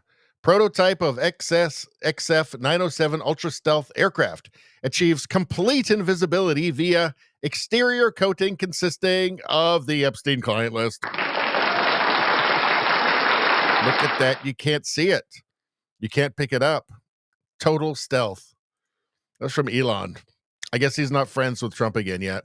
Let's see. I don't always kill myself, but when I do, I didn't. So I think we saw this one last time. That's pretty funny, though. I like it. I like it because it's true. They're always better when they're true. Was that the last one? Calling your supporters stupid and then getting mercilessly cyberbullied until you agree to release heavily redacted nothing burgers isn't 4D chess. Yeah, I'm just not seeing it. I'm just not seeing it. This is a classic. Boomers, I can't believe I wore bell bottoms. Gen X, I can't believe I wore my hair like that. Millennials, I can't believe I was goth emo. Gen Z, I can't believe I cut my dick off. That's a good one, a tragic one. How about this one here? This is a good one. Do you feel it? Yes. That's Joe Biden. Still sniffing. That's a forever meme, too. At least I hope it is. Still sniffing. Never stop sniffing. And let's see. Back off or I'll kill yourself. And she will. She will. Are you saying that you value your property more than our needs? Dude, I don't even know you. I value my morning coffee more than your needs.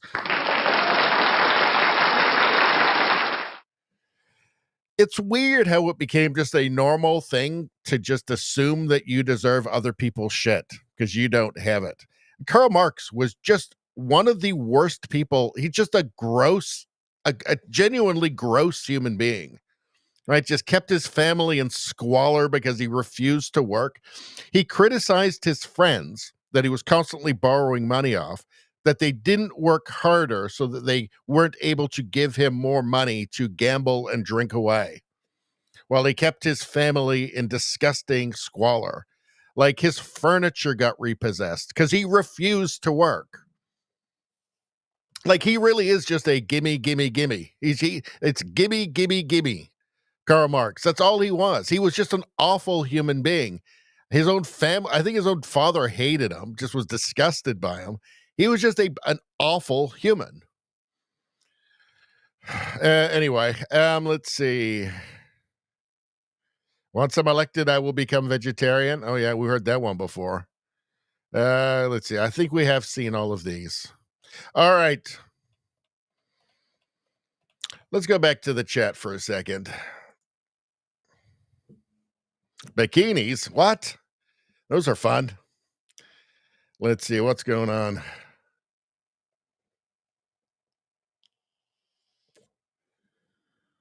Let's see. Rogue Thought, we do have history to guide us. That's why they try and hide it from us. They try and keep the public, I mean, right from K through 12, they're trying to keep the public ignorant. It's insane. It is really, when you look at the crimes of communism, of Mao, of Stalin, of Pol Pot, just ignoring like North Korea today or Castro or any of it.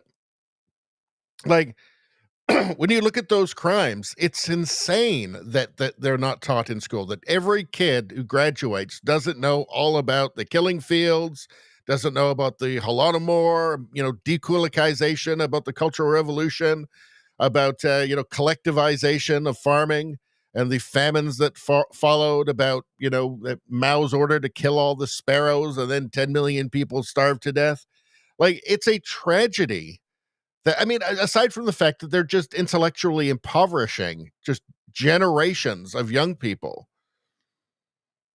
it's genuinely awful, and it's planned. It has to be intentional. It has to be, right? Yes, the Nazis were terrible. Hitler was awful. He is also one of history's greatest monsters. But there's these other guys too, and those ideas are still around, and they're not stigmatized in the same way because of essentially socialists at taking over the institutions. And they know that if people understand where their ideas lead every single time, right, they may not be able to be tricked into being, revolutionaries or voting for it. It's a tragedy and it's a crime. And it's very intentional. Let's see.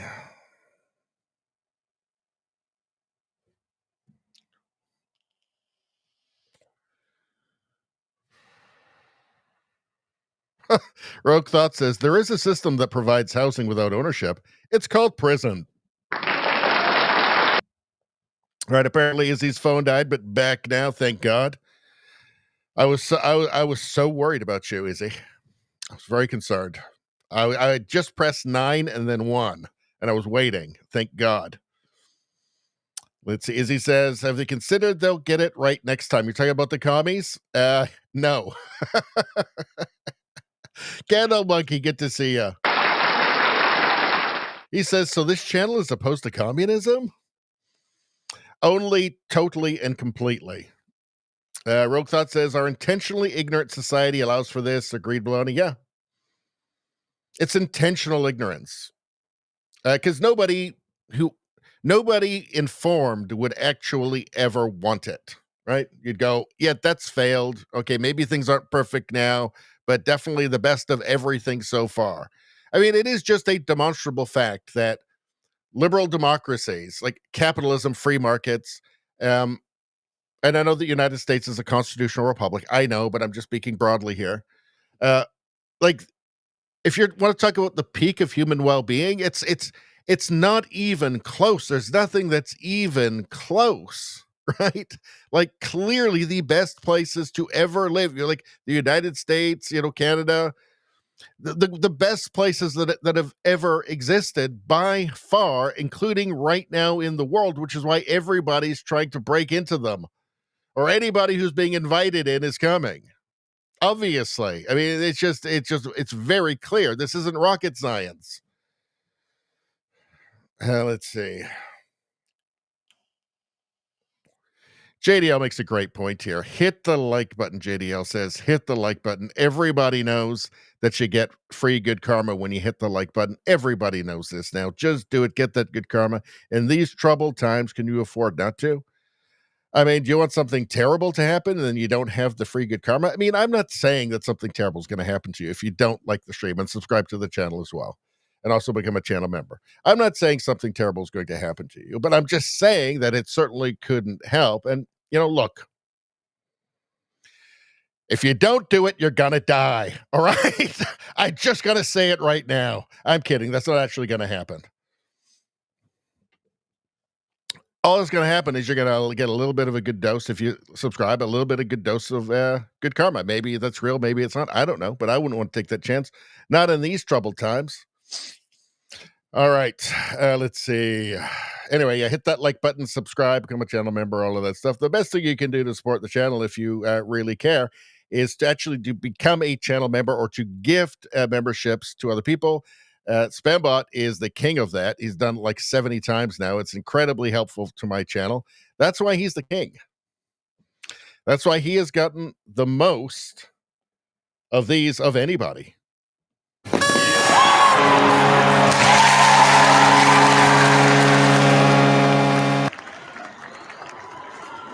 You could get that too. You could get that as well. But you've got to earn it. And like the stream, or else you're going to die. Just got dark in here, didn't it? Just kidding. That's not going to happen. Let's see. Good karma, though. Good karma. Let's see. Who's be lying? Let's see.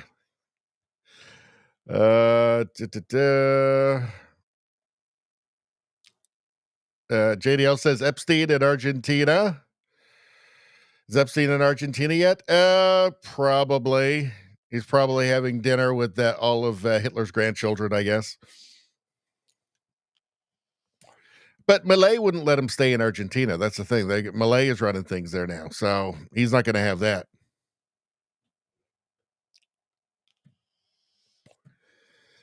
Let's see. Candle Monkey says, there was a day when we just cut off the tip. What are you talking about, Candle Monkey? I don't get it. That's horrible. I don't get it. What are you going? What is happening? What is happening in the chat? Let's see. Radio streamer, how you doing?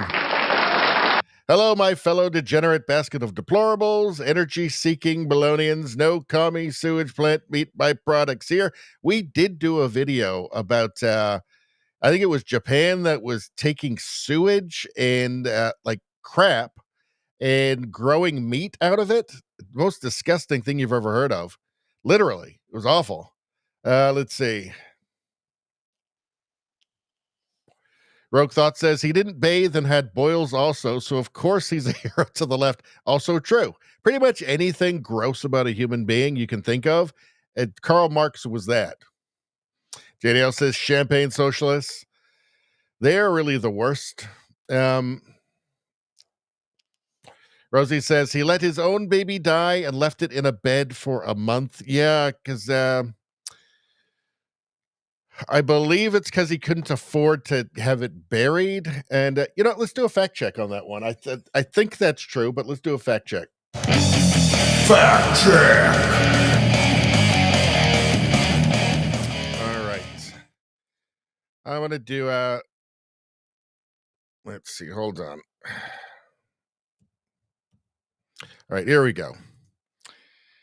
Did Karl Marx let his baby die and leave it in the bed for a month? Also, was it the maid's baby? Yes, somehow he had a maid. He had no money, but I guess there was a lot of poverty. So there's no credible historical evidence to support the claim that Karl Marx let his baby die and left it in the bed for a month. This appears to be a sensationalized or fabricated rumor, possibly stemming from misinterpretations. Okay. Karl Marx's wife, Jenny von Westphal, and she was like an aristocrat too, which just makes it all the more insane that she lived with him. Had 7 children, 4 of whom died in childhood, largely due to the family's poverty, poor living conditions, and limited access to medical care in the 19th century London. Yeah, I mean, child mortality was a lot more common, but that's 4 out of 7, I think, was not typical. Not supported by primaries or reputable. Okay. The second part of your question likely refers to the well-documented claim that Karl Marx fathered a child with Helene Demuth, the Marx family's housekeeper known as Lenchen. You're to a son, blah, blah, blah. There's historical debate about whether Marx was the father, but several sources, including correspondence from the Marx family and their circles, suggest it is likely. So at least we got half of it right there.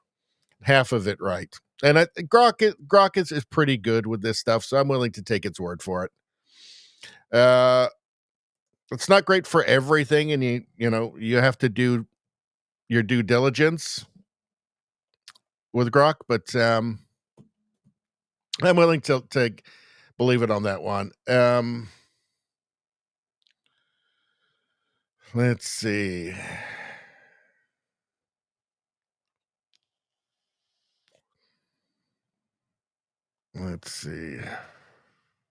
JDL 37, who was Hitler before Hitler?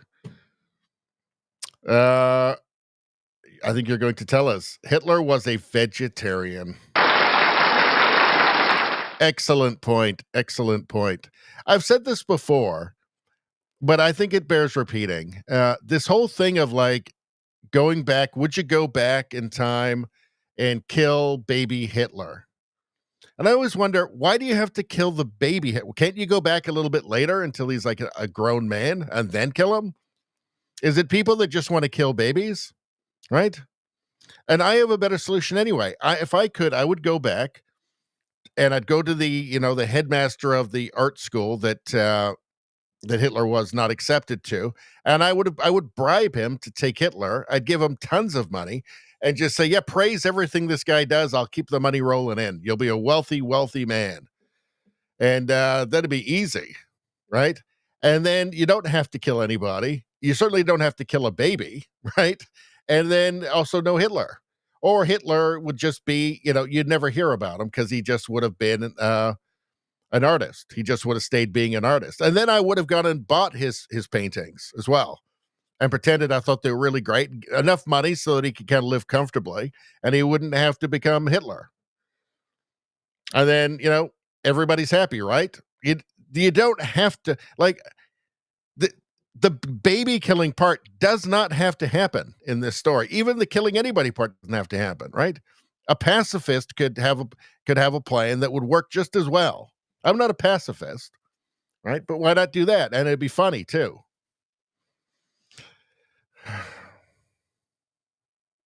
Well, what about Genghis Khan as a baby? Let's see.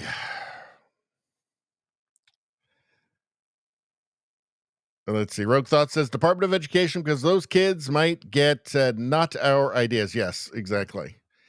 Socialists want other people to be socialists, and they don't want inconvenient things like reality to stand in the way. Radio Streamer says, I thought he was a failed farmer. No, he was not he was a failed artist. Failed artist. Failed painter. Rogue Thought, failed painter. Radio Streamer says, that makes sense now. I guess he couldn't paint food. He could not paint food. Not that well. Let's see. Rosie says, we are all gonna die. That's dark. That's dark. Oh, because you're going off what I was saying. Exactly. Well, yeah, I guess it's just I made it dark in here. Let's see. JDL says, I don't want my favorite my food painted. No, me neither. Not unless it's painted with gold. Precious, precious gold. Rogue Thought says, eventually. Eventually. Rosie says, speaking to you from the future, I did hit the like button and I did not die. See, this is what I'm saying. And it's so little effort. Izzy says, wow, and here I thought the worst thing about Marx was he was a dirty commie. Well, I mean, that's still bad. He was the king of the commies. All right, I'm going to skip to the end here, and then we're going to keep going, because what are we, almost 2 hours in? Rogue Thought, can't I just give Hitler's dad a pack of condoms? You could do that. You could do that, too. No part of it has to include killing a baby. I think it's just people who want to kill babies that say that. All right. Rosie says, ooh, you could bribe him with a Powerball ticket. Absolutely. There's so many ways that don't include killing babies. All right. Now what are we doing? Carney government to prioritize. So, all right. Candace Malcolm from Juno News posted this. Carney government to prioritize seniors for immigration. Seniors for immigration. I kind of feel like there's too many people in Canada already. We've had too much immigration. And I fail to see the logic in this, or how this will benefit Canada to bring in a bunch of people who were most likely to need to use the medical system and get very expensive medical care in Canada. I'm not sure I'm seeing the I'm not sure I'm seeing the benefit in this for Canada. And shouldn't it really be about Canada and what benefits Canada? Shouldn't that be what the government is thinking about? Government of Canada website here. Let's see, 2025 intake starting July 28th, 2025. We'll invite potential sponsors who submitted an interest to sponsor form in 2020 to apply for the 2025 intake. We'll send 17,860 invitations over approximately 2 weeks. Our goal is to accept 10,000 complete applications. Why is that your goal? Did you ask any Canadians about this? Hold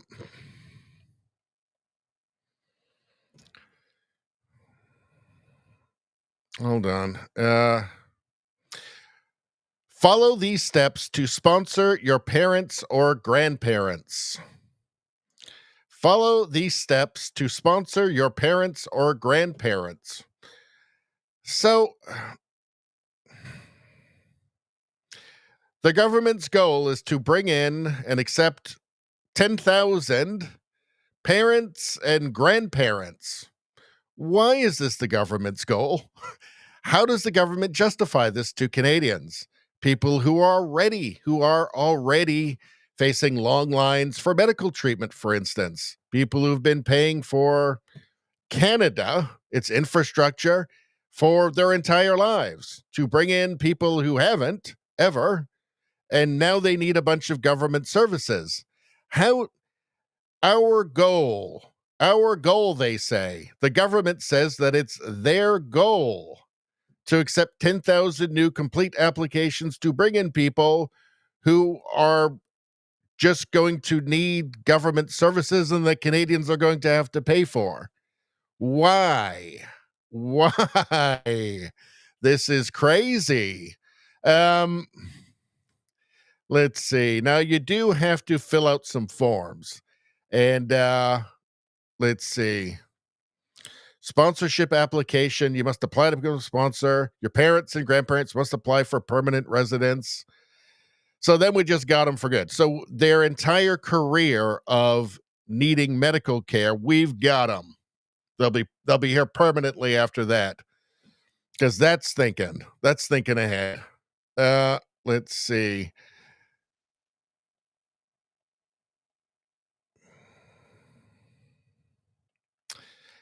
So you've got application fees, though, so I'm sure that will cover everything. Fees from $1,205.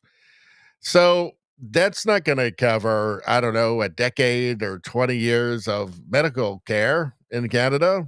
So, geez, I don't know about this. You're going to have to pay. What are you going to have to pay? You'll need to pay the right of permanent residence fee. What's that? $575. I'm not sure that's going to cover it either, actually. Biometrics fee. What's that? $85. I'm not sure that's going to cover it either. What is happening? How is this making any sense? Canada has lost its mind. The Canadian government is insane. This is an insane thing to do. All right. What are key problems in Canadian healthcare right now? Let's see. Let's say Canadian healthcare system is facing significant challenges. Many Canadians lack access to a family doctor. I do. You can't get one anymore is the problem. And emergency rooms frequently face closures. Let's see. You've got long wait times. Emergency room strain. I've shown you the articles on 22-hour long waits in the ER. I went in with my dad to the ER a couple of years ago now, and 6 hours later he's like, "Yeah, let's just get out of here. Like this, I'll just die in this room." Right? And he was fine, by the way. Lack of access to primary care. Like, it's not going great. Staffing shortages, dissatisfaction. It's really not going very awesome. So why this? This is the opposite of sanity. This is the opposite of responsible governance. Is this just because somebody in the government just feels like this is empathy or compassion or something, and therefore we have to do it because it conforms to their ideas of, I don't know, empathy? This is not a government serving its people. This is a government completely detached from reality at this point. And I guess they're lucky because there's enough absolute total imbeciles to vote for them to keep them in power. So there you go. All right.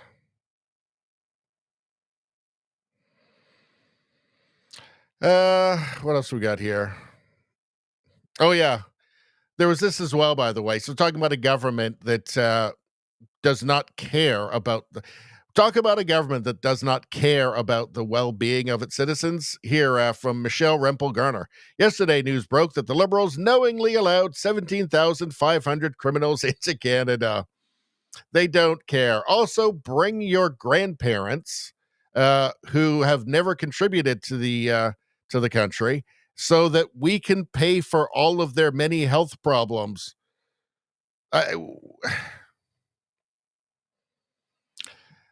They don't care. That's the problem. They don't care. All right, let's move on. What's going on here? Bikinis. Everybody likes those. What about this crazy, slutty hairdresser, barbershop lady? What do people think of her? She's trashy. She is, but I love it. I love it. I can't get enough. She's my favorite. All right. Let's see.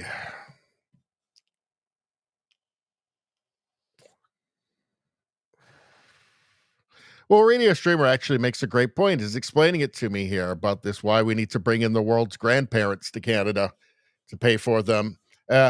What you fail to take into account, Radio Baloney, is how else are you going to overburden and completely collapse a patriarchy rooted in systemic racism from stolen land?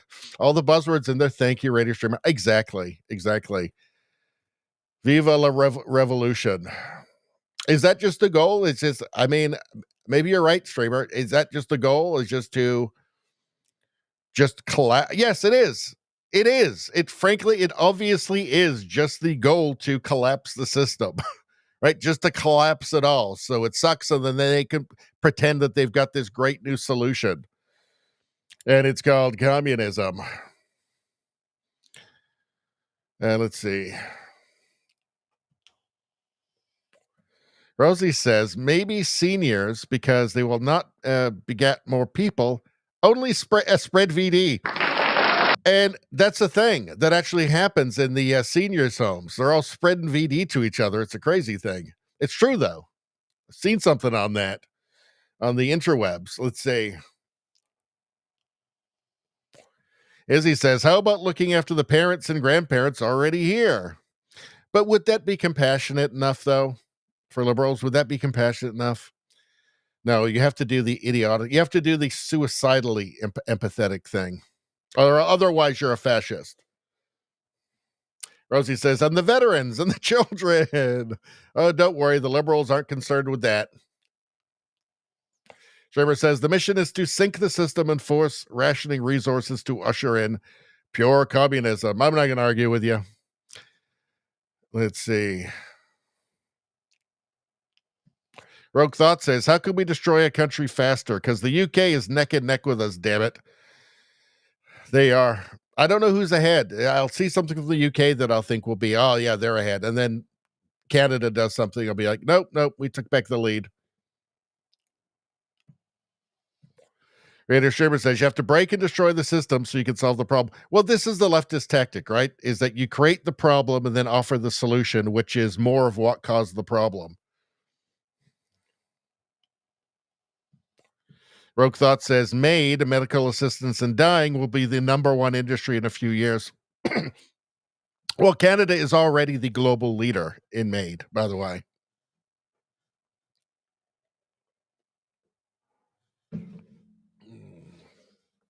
All right, let's get this hair slut, this barber slut off the screen. What do we got now? Let's see.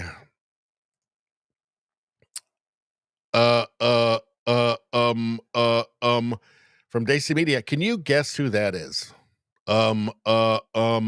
So Jasmine Lane posted this. Reporter asks Carney, how do you convince Canadians that you're still elbows up after Canada has gotten nothing? He's uncomfortable with this. I mean, he really sold himself as this tough guy who knows how to get things done, and he's going to stand up to Trump. Stand up to that evil Trump. It's not working out well. Perhaps a clue might have been that Donald Trump was endorsing him. Maybe that was a clue that Trump probably didn't want Mark Carney to be Prime Minister of Canada because it would be good for Canada. Maybe he wanted him for reasons like, I don't know. He knew that Mark Carney was going to make life very difficult for business in Canada. He was going to burden them with carbon taxes and all new kinds of green regulations that would cost a fortune. And perhaps he thought that that might drive Canadian industry down south. Because let's not forget, Trump has been nonstop talking about how he wants every company around the world to relocate to the United States, to bring manufacturing to the United States. He's waiting there with open arms, telling them, I'm going to make it easy for you. You're going to get preferential treatment and no tariffs. Perhaps that's why he wanted Mark Carney, because he knew he was a loser and he was going to be a loser for Canada. Anyway, I think everybody who watches this channel knew that the emperor had no clothes right at the start. And as it turns out, everybody else is finding that out as well. Morning, Prime Minister Matt Mead with Canadian Press.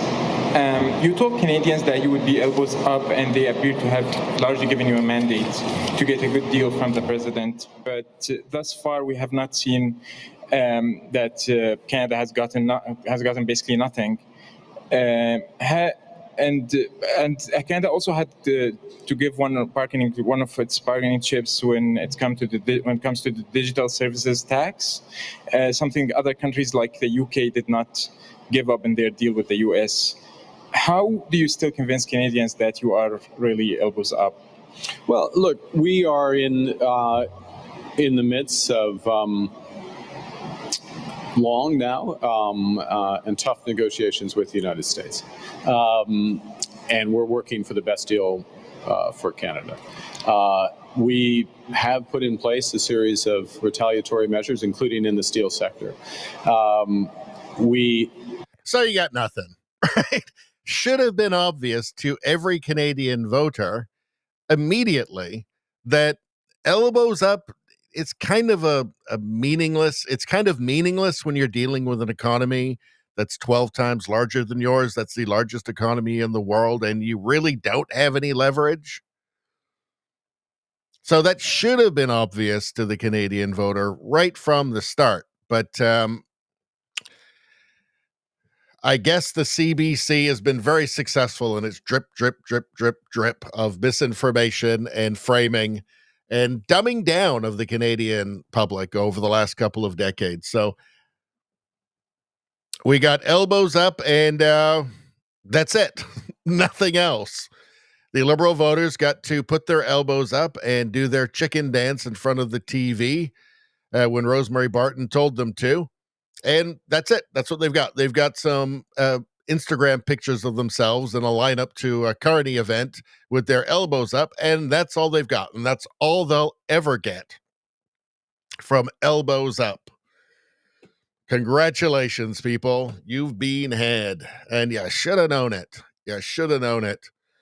All right. What are you guys saying? Rosie says, thank you for removing her from the screen. Are you talking about the barber slut? At least we know Carney is probably wearing underpants. He did not waste his money on hair or nails or public speaking lessons. No, he did not. No, he did not.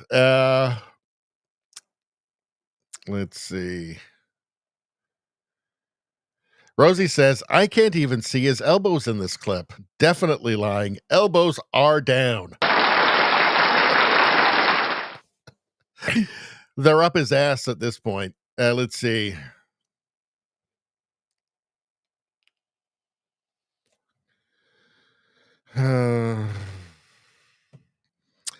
Streamer says you're in the midst of bend over for Orange Man. You're in the midst of bend over for Orange Man and negotiating which objects he's going to use. Ooh, that's rough. Personally, I'm voting for a pineapple like in the movie Little Dicky. All right. JDL says, elbows up is ridiculous. Yes, it always was. It was always fake. It never made any sense. JDL says, did I miss energy? Well, what is it? It's a Friday. That's a no energy night, I'm afraid. We've been through very difficult, very tough bilateral, trilateral, really, negotiations over this. And as much energy as you want on a Tuesday, but I'm afraid we don't do they, them energy on Fridays. And that's just the way it is. You can't have everything. And you know what? You know what? It makes it all the sweeter when you get that sweet, sweet they, them energy, that powerful they, them energy on the nights when we can have that. All right. So then what are we talking about? All right. So we're moving on from that. Okay. We're getting somewhere now. From Juno News. And Ryan Garrettson posted this, and it's from a story from Juno News. So this is a glimpse into the continuing economic disaster that is Canada. Justin Trudeau, I guess we would say now invested, but subsidized, gave Canadian taxpayer money and borrowed money to a bunch of EV companies to, create an EV manufacturing base in Canada. It was tens of billion, I think $52 billion, and it's really come to nothing. Another Quebec EV manufacturing plant closes its doors.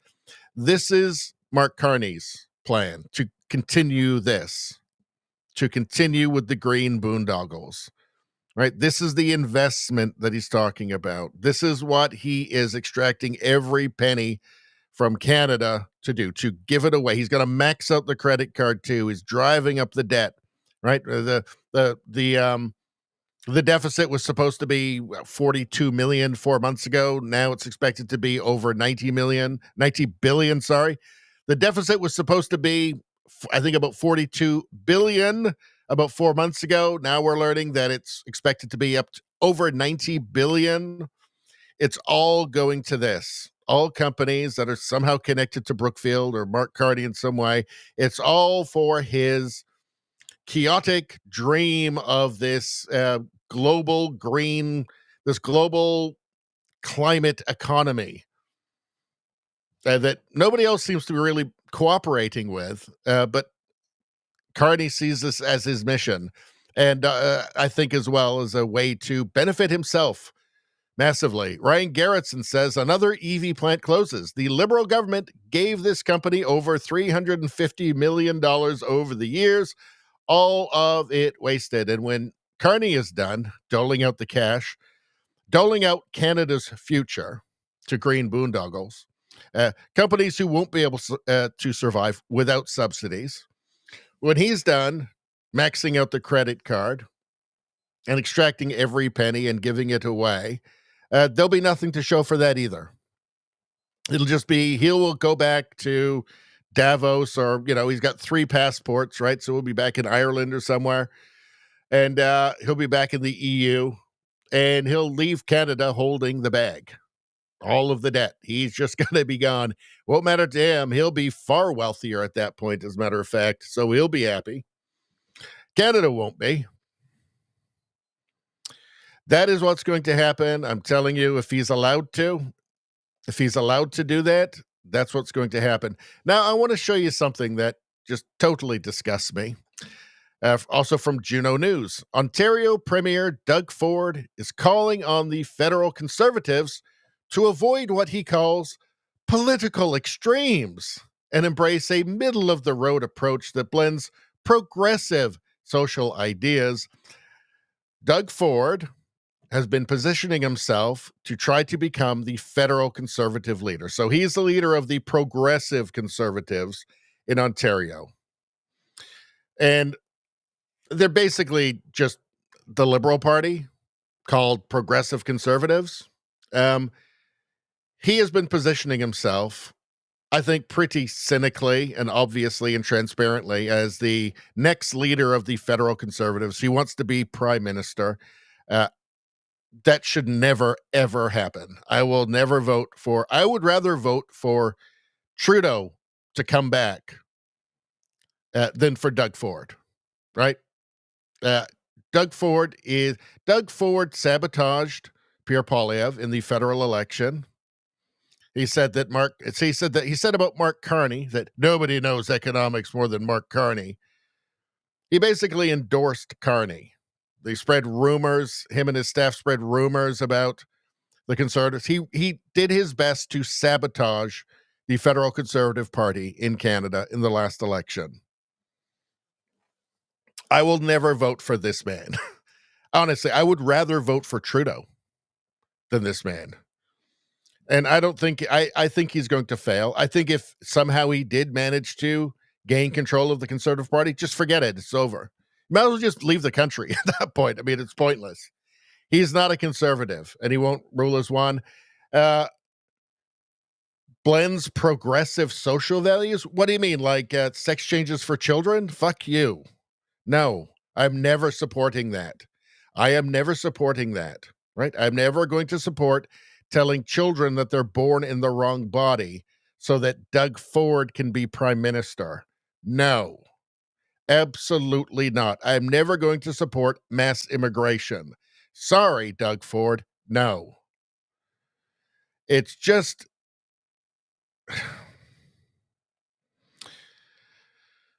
I find it grotesque, personally. He will never. In fact, I'm going to say right now, he'll never be. I think he's actually hated by conservatives outside of Ontario, and I don't think he realizes how much. Let's see. What are you guys saying? Rogue Thought says progressive conservative, social democrats cousin. Yep. Izzy says he's a fake conservative, 100%. Spambot says Doug Ford is elbows on the ground, ass up for the liberal ideals. Yep. He's a cynical political actor. He just wants power. He'll do anything. He has no principles whatsoever. I mean, the fact that he would say this, political extremes, avoid what he calls political extremes. What, like balancing the budget? Like saying that, like, no, you can't do gender experiments on children? Like, those aren't extremes, right? Like, no mass immigration, that's not an extreme position. Everything that he says proves that he has no place being in any conservative party in Canada. Approach that blends progressive social values. Give me 1 second here. I want to check something out quickly.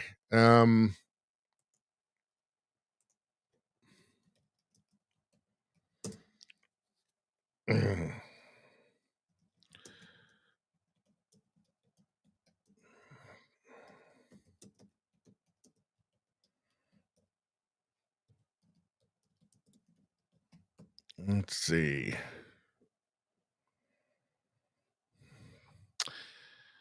What's this here? From the Calgary Herald. Doug Ford tells Poilievre conservatives avoid the hardcore right wing. Well, what is that? What is that? Is that the people who don't think that white people are uniquely responsible for all of history's ills? You know, the past, the present, the future. Is that right wing? How about how about thinking that maybe we shouldn't have hordes of people waving foreign flags running down our streets, screaming about death to Canada, death to the U.S., death to Israel, burning Canadian flags. How about that? Is that extreme to say, yeah, I don't like that? How about, we shouldn't import all of the world's seniors? Is that hardcore right wing? Because I don't know of one thing that Pierre Poilievre represents that would be called, that any sane person would regard as hardcore right wing. It can't be one extreme or the other extreme, says Ontario Premier Doug Ford to federal conservatives. You know what? We're not interested. That's the thing. We're not interested. Save it.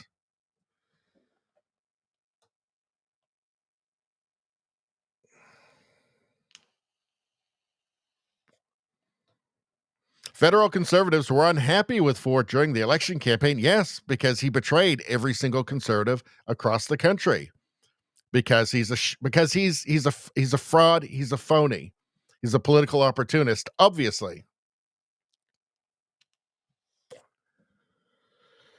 Let's see. It can't be one extreme or the other extreme. You can't be far left or hardcore right. Yeah, but you support lots of far left policies in your schools, right? In your schools. What have you said about gender theory in school? Has he said anything? I don't believe I've ever heard him say anything about that. I would always promote being a fiscal conservative, but you've got to have a social heart too. You can't be hardcore right. That's not Canada. Hardcore right. Well, so what does social heart mean, right? That's like a euphemism now. Does that mean like you can post jobs and say no white people? Because that happens. Right? That happens in Ontario. What is that, having a social heart? Right? Is pretending that Canada has an ongoing genocide? Is that having a social heart? Because I'm pretty sure the left thinks that's what it means. What about the unmarked graves hoax? Is bringing that up, is that hardcore right to say, yeah, that didn't happen, that's not real, that's a disgrace, and people need to answer for it? Would that be not having a social heart? You can't just govern based on your personal beliefs, but what if they're actually totally rational and you're clear about them during the campaign, and then people vote for it? You have to govern based on what the people want. That's how you get elected. You can't be radical left or radical right. You can't be radical left or radical right. Yeah, but what if you're just normal and then the left calls it radical right? So then you just have to be less radical left than the radical left. And in that case, they still call you radical right anyway. So the whole thing is totally pointless. This is what a political opportunist would say. This is what a cynic would say. Everyone agrees we've got to be prudent fiscal managers, because if we're prudent fiscal managers, all of that money we're saving or creating, we invested into healthcare, into education, into infrastructure. People want to make sure we have enough money to take care of healthcare, social services, and other areas. But what if left-wing policies are ruining all of that? What if making any cuts, like what if any austerity isn't having a social heart? What if there's any just rational decision is considered to be fascist or far right? Ford would just allow himself to be he would just float on the seas of legacy media, of corporate media opinion. That's all he would do. And his only concern would be for himself and his image. And will he win the next election? It's people like, it's my opinion that politicians like Doug Ford would happily just see the country burn to retain power.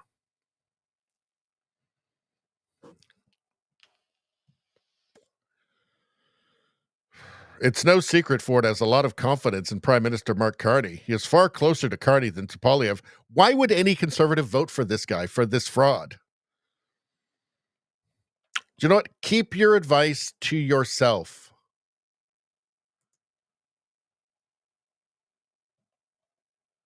Where were we? Keep your advice to yourself, Doug Ford. We don't want it. We don't like it. And we don't like you. And you're not going to be the federal conservative leader ever. Oh,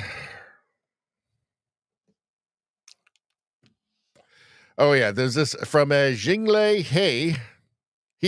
Jinglei He? I don't know how you say it. Breaking. Mark Carney just said there are no national unity projects that are being built, and says that the One Economy Act is only about starting a conversation. So Bill C-5, which was supposed to grease the skids, he didn't mean any of it. It's certainly no pipelines. Congratulations, Liberal voters. For the 1 millionth time, you got played. None of this is going to happen. How we bring it to life in the right way. And I think that's the first point I really want to emphasize, is that this act is only a way of starting a conversation and starting a process. And we define that process going forward. But what it could do is enable Canada to build big things that will connect and transform our national economy. Create great careers, not just jobs, but careers for the people that we serve, and provide the resources for health, for education, and social services that our people deserve.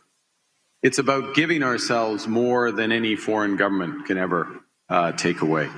It's about controlling our economic destiny together. So this didn't go well. He's speaking to, tribal councils and, hereditary chiefs. Basically a parallel system whereby Indigenous people, I mean, if you're in a, if your tribe, it's a hereditary chief. Well, it's all just nepotism. It's not, you're not living in the same system as another Canadian, right? Like, you just have these people who just, it's like you're part of their little fiefdom, and they do what they want. It's very normal for, for the people who aren't part of the family, right, to just get nothing, to get crumbs, while all the money is kept at the top. And these things never go well, because the solution is, there's only one solution ever offered, And you can sum it up with one word, which is more. Just give more. So now we're spending over $30 billion a year that we're giving to First Nations people and the Indigenous people in Canada. And so I think it's $500 billion over the last 50 years. And it is never enough. The operational word is always more. The money is never accounted for. There was an attempt to reach. There was an attempt to get accountability under Harper. Of course, that was canceled as soon as Trudeau got in. So it's just a big money pit, right? It doesn't benefit the native people at all. It doesn't benefit civilization just to have this parallel system alongside where there's no accountability. Money just goes in, it goes somewhere. It's like in Kamloops at the residential school. They're given $12 million to do excavations.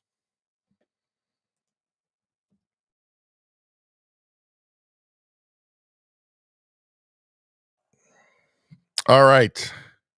There we go. It's like in Kamloops at the residential school there. They were given $12 million. The band was given $12 million to excavations. No excavations have been done, and the money's gone. So how does that... This isn't benefiting anybody. It's not benefiting Canada. It's not benefiting just your average person in an Indigenous community, who has no power, right? They're not seeing the money. It's going somewhere. It's not going to them. So essentially, it's just basically, the whole thing is just a process of extortion from countless hereditary chiefs and band councils and whatnot to just get more. That's it. So it's really kind of a pointless exercise at this point. But he's admitting that nothing's happening anyway. Never was. So, all right. Oh, yeah, here we go. From Kirk Lubomov. Canada mass immigrated retards. So, suspected YVR hijacker claimed to be messenger of Allah sent to save humanity from climate change. Humans will go extinct within the first few years, Kasim warned. So he hijacked a Cessna on Vancouver Island, flew it to YVR. He's obviously nuts, and he'd like everybody to listen to his message from Allah. And an important point about this is, after all of Mark Carney's idiotic chest thumping about Canada's relationship with the United States is over and our security relationship is over, blah, blah, blah, everything during the campaign, Canada didn't have any jets handy to intercept. Two U.S. jets had to do it. 2 U.S. jets. All you elbows up morons. Welcome to reality. We can't even take care of ourselves, right? Yeah, sure, you hate the United States because they sent their jets in to intercept. Right? They had to do it for us. Maybe we're in a bit of a precarious situation, and we shouldn't be total imbeciles about it, and maybe have some self-awareness. Just the slightest bit of self-awareness.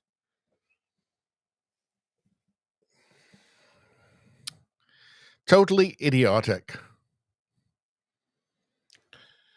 Let's see. Doug Ford urges federal conservatives to be more liberal, like him. If I wanted a liberal, I'd vote liberal. You fat fuck. Now that's the correct response from Josh Ryan James. Perfect. I salute you, sir. All right. So now what the hell are we doing?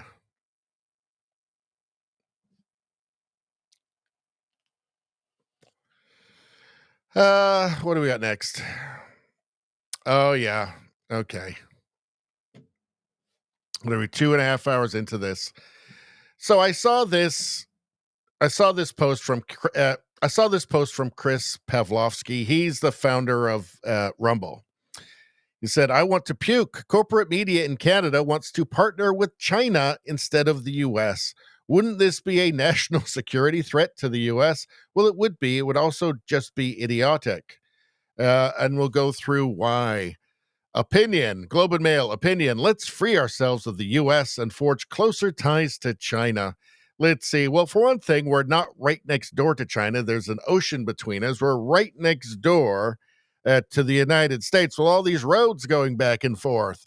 So that might lead you to believe that perhaps we're better off having closer ties with the U.S., considering they are still the largest economy in the world, and we're right damn next door. Globe and Mail, how stupid can you be? What is your motivation to write this? It doesn't make a lick of sense, does it? Let's free ourselves of the U.S. and forge closer ties to China. This is an opinion piece. Why would they publish this? It's idiotic. Let's see. Now, China has interfered in every Canadian election going back to at least 2017, probably before then. From Josh Ryan again. From Josh Ryan here, independent MP Kevin Wong bravely and discreetly points out that Trudeau is sitting alongside a Liberal MP that is under suspicion of working with Beijing, marrying. Trudeau has a meltdown. Well, we don't need to watch that, but let's just go through the allegations of sexual impropriety against Kevin Wong MP, which saw his ouster from the Liberal Party, were most likely a disinformation campaign by the CCP for his anti-CCP stance. So an anti-CCP Liberal MP, yeah, you get the picture. Let's see. Liberal MPs Parm Baines and Mary Ng, Liberal Senator Wu and Conservative Senator Victor O renamed as collaborators with CCP-linked front groups by journalist Sam Cooper. It should be noted that Conservatives raised the alarm bells about O. That's Sam Cooper. He's done a lot of really good journalism about Chinese interference in Canada. You're getting the message here. Let's go to let's go down to the bottom here. Hold on. Because they were involved with Mark Carney as well in influencing the election there. Let's see. Reporter. It's from Kat Hemsley. Reporter, why does China like you? Why is the PRC praising you? What does Carney say? He has no idea. Let's see. By the way, Brookfield got a $250 million loan months before Carney decided to run for prime minister, which is kind of interesting. From my understanding, some of the campaign was pushing positive. I just want to be clear on that. Mark Carney got just months before Mark Carney ran to become Prime Minister of Canada, ran for leadership of the Liberal Party first. He had gotten Brookfield a $250 million loan from a Chinese state bank. So let's continue. From my understanding, some of the campaign was pushing positive narratives about you. Why do you think that China, the PRC, seems to like you? Why are they praising you? I have absolutely no idea, and I for the same reason that Trump praised him, because they think he'll be good for them, not for Canada. Yeah, I have absolutely no idea, and I think it. Well, I'll leave it at that.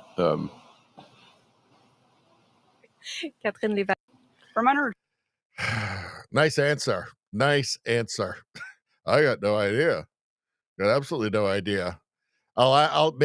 Maybe you should ask Chairman Xi the next time you meet with him, because he's met. There's pictures of him with Chairman Xi well before he entered into Canadian politics.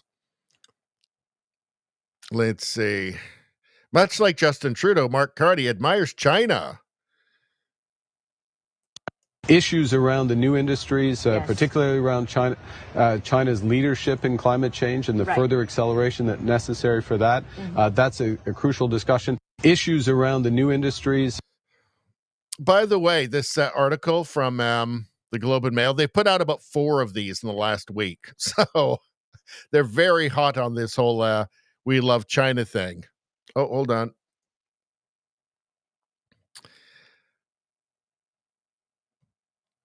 Let's see. Liberal leader Mark Carney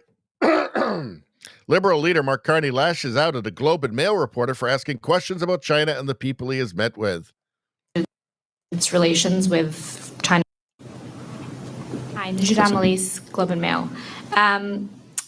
My colleagues have a story today about a Liberal candidate's relations with China-friendly groups and a meeting that you also held with a pro-Beijing group. So my question is, why did you meet with this pro-Beijing group, Jiangsu Commerce Council of Canada?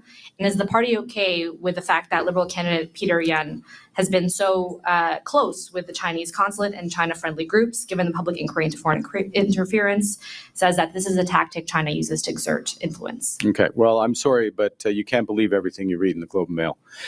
So in your question, and I guess in the article in question, you said I had a meeting with whatever your term was. I think there's actually something about that in here, actually. Hold on. Wait a second. Yeah, this meeting. This is the meeting they're talking about, where he's standing with all of the Chinese businessmen there. Yeah, this is it here. Hold on. There. At a time when the global landscape is undergoing a profound adjustment, Carney's appointment is seen as an important turning point in the upgrading of the China-Canada relation. The Jiangsu International Chamber of Commerce in Canada is looking forward to the readership of this reader with both international reputation. Anyway, you get the point. International Chamber of the Jiangsu International Chamber of Commerce Canada. Really? So anyway, that's what the reporter was asking about. Globe and Mail. My colleagues have a story today. Was Beijing group. Says that this is a tactic China uses to exert influence. Okay, well, I'm sorry, but you can't believe everything you read in the Globe and Mail. So I don't know. But what about the picture, though? What about the picture? So I don't know. There's that. Let's see. Liberal elbows up for great leader. That'd be Mark Carney there. Mark Carney. Let's see. There's Xi. There's Mark Carney. There is shaking Xi's hand. There they are again there. Carney, I have no idea why China likes me. Also Carney. This is well before he got into Canadian politics. Chairman Mark, there he is. This was all known to the public. I mean, before the election. Corruption, the glue that keeps the Carney Liberals and the CCP together. Exactly. That's how it works. There he is again with his good buddy. Mark Carney is clearly compromised by China. There's no denying it. His company, Brookfield, took a $250 million loan from the Chinese central bank while he was Justin Trudeau's economic advisor. I mean, the corruption is just written all over it. So,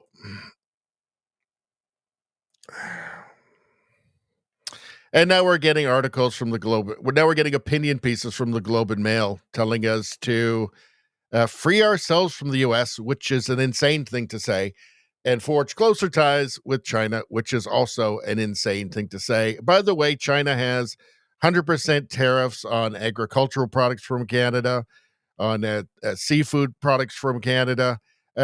China is not our friend. In fact, the tariffs are far worse than the U.S. ones, and having more of an impact.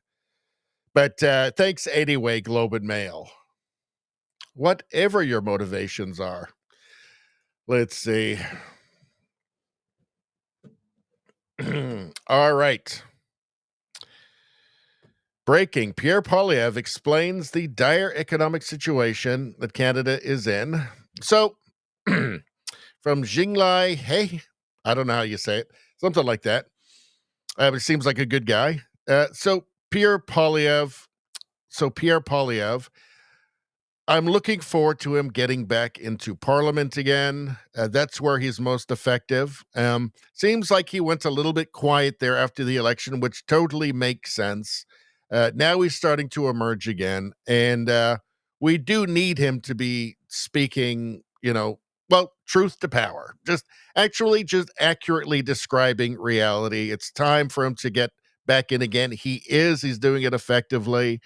He's been very forthright on immigration, on the need for, in fact, negative immigration at this point. These are things that we need to hear. Here he is. Here he's talking about the dire economic situation Canada's in. And let's hear him tell us about it.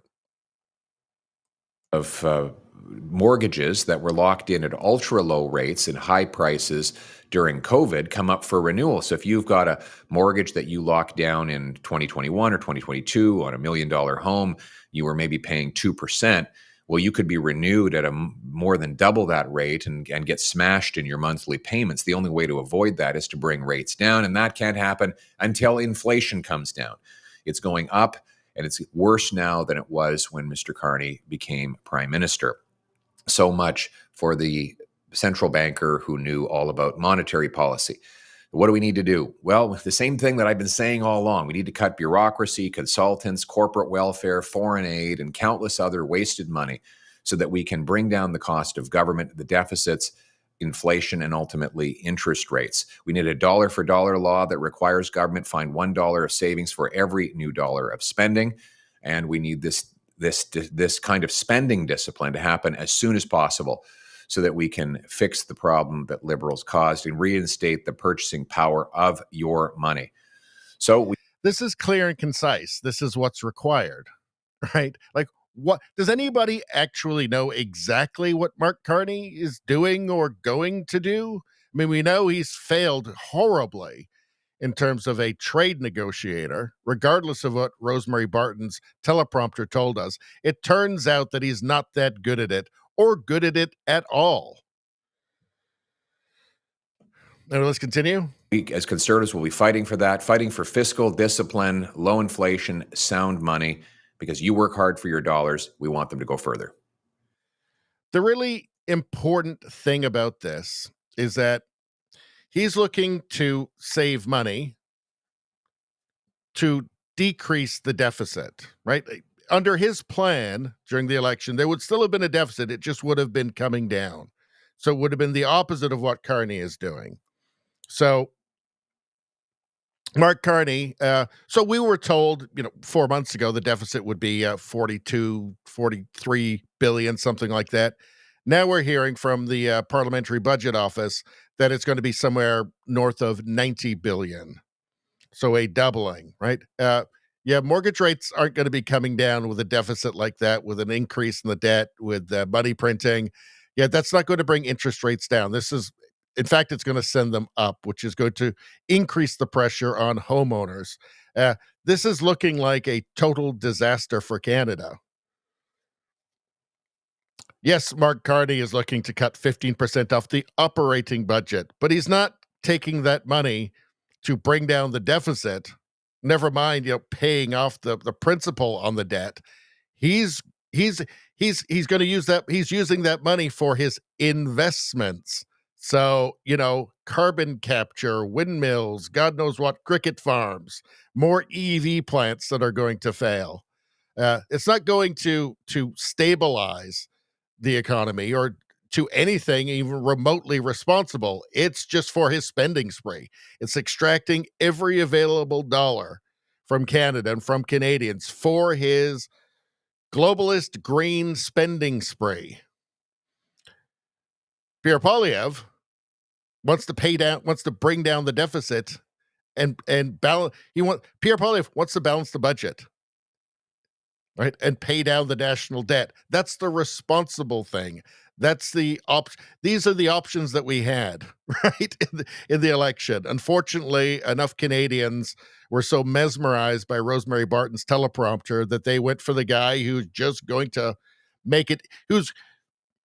Unfortunately, so many Canadians were mesmerized by Rosemary Barton's teleprompter that they voted for the guy who was going to go Turbo Trudeau.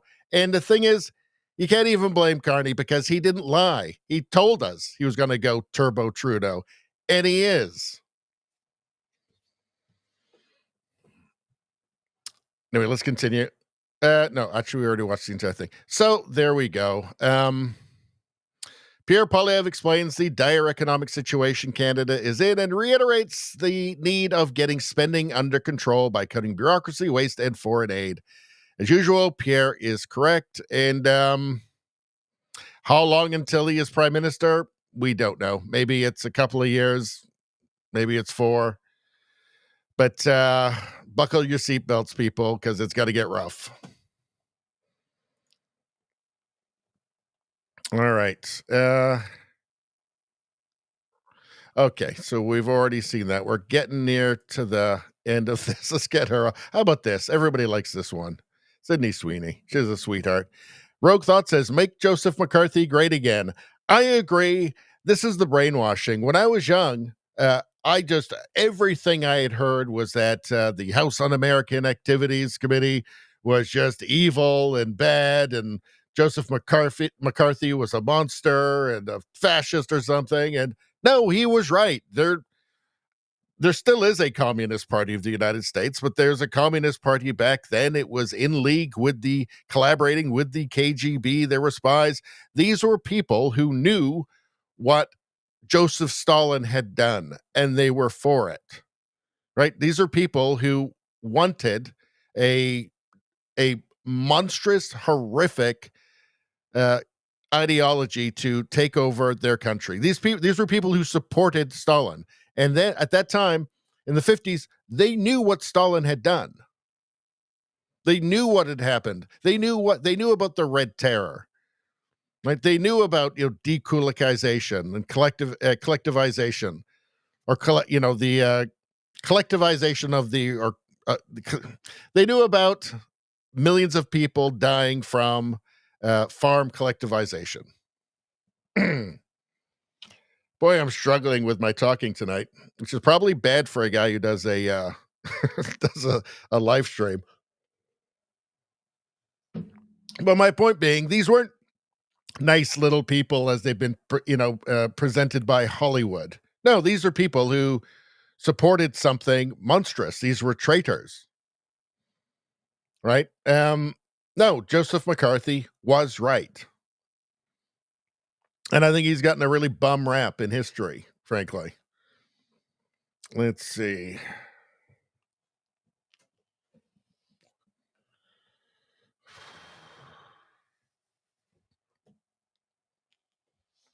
Canada Monkey says, disappointing Pierre didn't get voted in. He has been making sense the whole time. Yeah, it's unfortunate. We'll just have to find out now whether Canada has just turned into like San Francisco, where there's just nothing. There's enough of the population that just nothing will change their mind. It's just whatever it is, they're just liberal voters, and nothing can change them from that. And well, just the next guy will be better. We'll have to see. That may be the case, in which case Canada is totally screwed. So, from Gays Against Groomers, detransitioner takes on Senator Scott Wiener. So these people these are people that will never change their minds, right? So the progressives will never change their minds. The progressive politicians will never change their minds, even in the face of testimony like this from a detransitioner who's going to tell them to their faces the consequences of their ideology. And, the cost of them getting elected, the cost of them supporting awful things just to get elected, just for power. Let's listen. Hello, my name is Layla Jane. I'm a detransitioner. Last time I testified in opposition to this bill, Senator Wiener claimed that what happened to me is rare, that there is a moral panic, that only a microscopic number of children are undergoing gender interventions, and that anyone who is saying otherwise is a liar. Look at my chest. I matter. At the age of 12, I was approved for a double mastectomy, and I went under the knife a couple of weeks after I turned 13. Listen to my voice. Testosterone did this. My vocal cords are so large, I can't scream. I have difficulty speaking sometimes. Don't you dare trivialize what happened to me and lie to Californians that this isn't happening. I am one of thousands, and this bill is designed to hide the ever-growing number of kids being poisoned, sterilized, and maimed.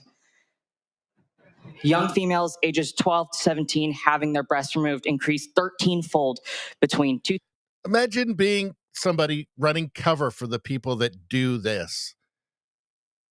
Just imagine, you'd have to be soulless, right? You'd have to be soulless. You'd have to be essentially a psychopath. Because the only reason you could be doing it, in the face of testimony like this, and it's not her, it's many others.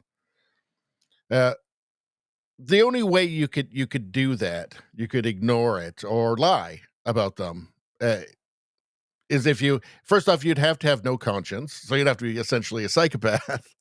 And you'd just be having to do it for your own interest, which I would say is an evil thing. 2013 and 2020, and continues to increase. The number of children ages 6 to 17 placed on puberty blockers and hormones over a 5-year period more than doubled to 1,400 and 4,200 respectively. And those stats don't include my provider, Kaiser, the biggest chop shop on the West Coast. These are not microscopic numbers. Don't blame my parents who were coerced into consenting because puberty blockers, testosterone, and surgeries were the only treatment offered to address my cutting suicidal ideation and inability to function. Not one provider explored my autistic traits. Not one stepped in to consider if my childhood sexual abuse was the reason I wanted to shed my female body. Not one said your daughter is perfect the way she is. Now that would be considered hateful. This bill is designed to protect medical providers who harmed me and are harming other children who run away to this state under SB 107 or who violate safeguarding laws in their own states. All of you should be panicked and ashamed as you sit in silence or look at me with venom. Vote no. Think about this, not one healthcare provider, not one expert, not one doctor offered her responsible, ethical treatment. Not one. She was just rushed through into medical experiments at the cost of her future. Just think about that. Think about the people who would try and, delegitimize her story. You can't have a conscience. You can't have a conscience. At that point, you're just operating just purely on self-interest, and you don't give a damn about anything. I mean, you might as well just be throwing babies in wells for the rain god, right? You might, the Aztecs threw children into cenotes to bring the rain. You might as well be doing that. This is child sacrifice. It's insanity. Not one person had the courage to do the right thing, or just the inclination, even just the inclination to do the right thing in her case. Something very wrong, and you've got politicians running cover for it and trying to discredit her. It's astonishing. I mean, this is genuinely alternate reality stuff. How is this possible? How are all of these people complicit? And it's allowed to happen. How? I mean, it can't just be money. It can't just be that. I know it's a big part of it because it's very lucrative. I've done videos on it before where I did one big video looking into just how profitable the industry is. And it's very profitable, especially when you consider they're lifelong customers. But there has to be another ingredient of just psychopathy or something, or cowardice, fear, something. Trudeau survivor, how you doing? Makes a great point. The tsunami of detransitioners is coming. Yeah, that's something I've been saying for a long time. There's going to be a wave, a giant tsunami of very angry people who are going to demand retribution, right? There's going to be massive lawsuits. What will bring this to an end is the lawsuits. When it's more expensive to do it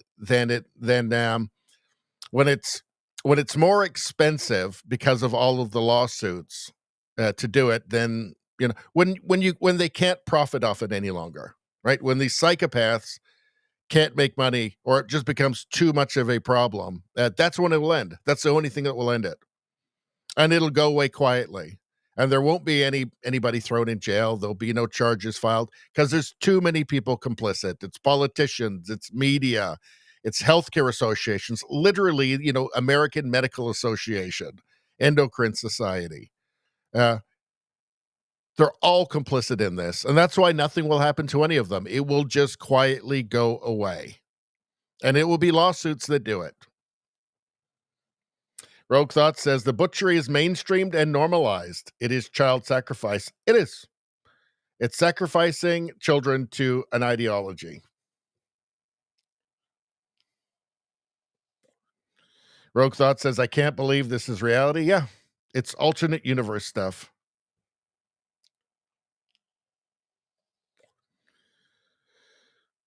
Let's see.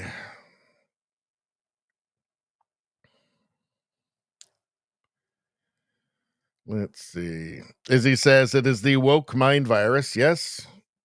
Yes, it's certainly a part of it. Rosie says, ad.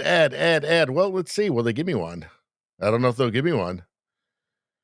I have to have 50 people for the next one on at the same time. And I don't know if we're going to get there. Sometimes we do, but we'll see. That's the only one they're offering me. All right. Which is a bummer because I'd like to do another ad. What are we, almost 3 hours in? Izzy says you can't speak out about it without being called far right or worse. Yeah, that's starting to wane a little bit. I think we're getting to the point where, reality is asserting itself. Canada Monkey, maybe the doctors were fearful of denying these people their transition wishes at that time because of the blowback they would get from the yes, hugely. Now in Canada, you just have to. It's just law in Canada, right? Trudeau changed the Human Rights Act to include gender identity. So that means that your kid, watched too many TikTok videos, or their grade 5 teacher told them that they're born in the wrong body because they played with the wrong toy. Your child can be taken away from you. A doctor can lose it. If a doctor offers any responsible treatment whatsoever, they can lose their license. Like, they have to just immediately affirm. They have to say, yep, this 12-year-old is definitely born in the wrong body. It needs to go on hormones immediately. Puberty blockers immediately. That's the law in Canada because of Trudeau. If a doctor says perhaps there's other underlying issues, they can lose their license. That's how insane it is. In the States, it's not like that. But yeah, it's blowback. I think there's greed, I think, is a part of it. Let's see.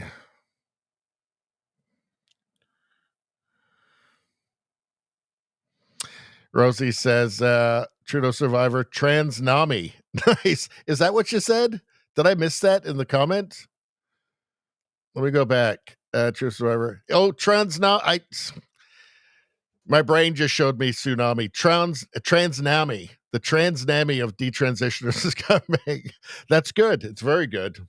I mean, it's dark. It's very dark, but yeah, it's the truth. That is coming. It's too insane.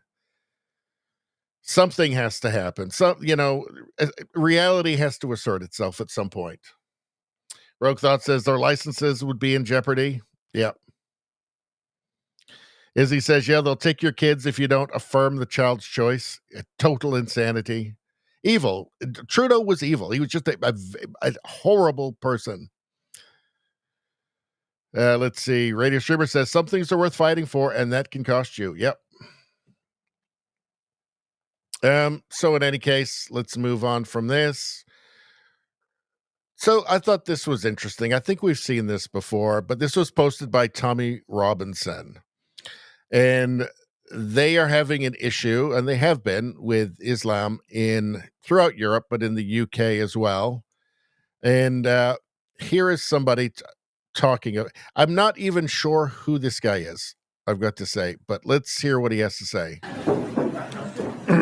You're not doomed yet, but in all of world history, there has never been a civilization that has so opened its doors to another civilization that is openly hostile to it. So this is unprecedented, what's happening. Your ancestors of Europe and I describe it in my books because I write about history, fought tooth and nail to prevent Islam from entering and conquering Europe, because that was one of the grand plans that went on for century after century. From the east, the Turks were trying to enter Constantinople. They surrounded Vienna in 1683.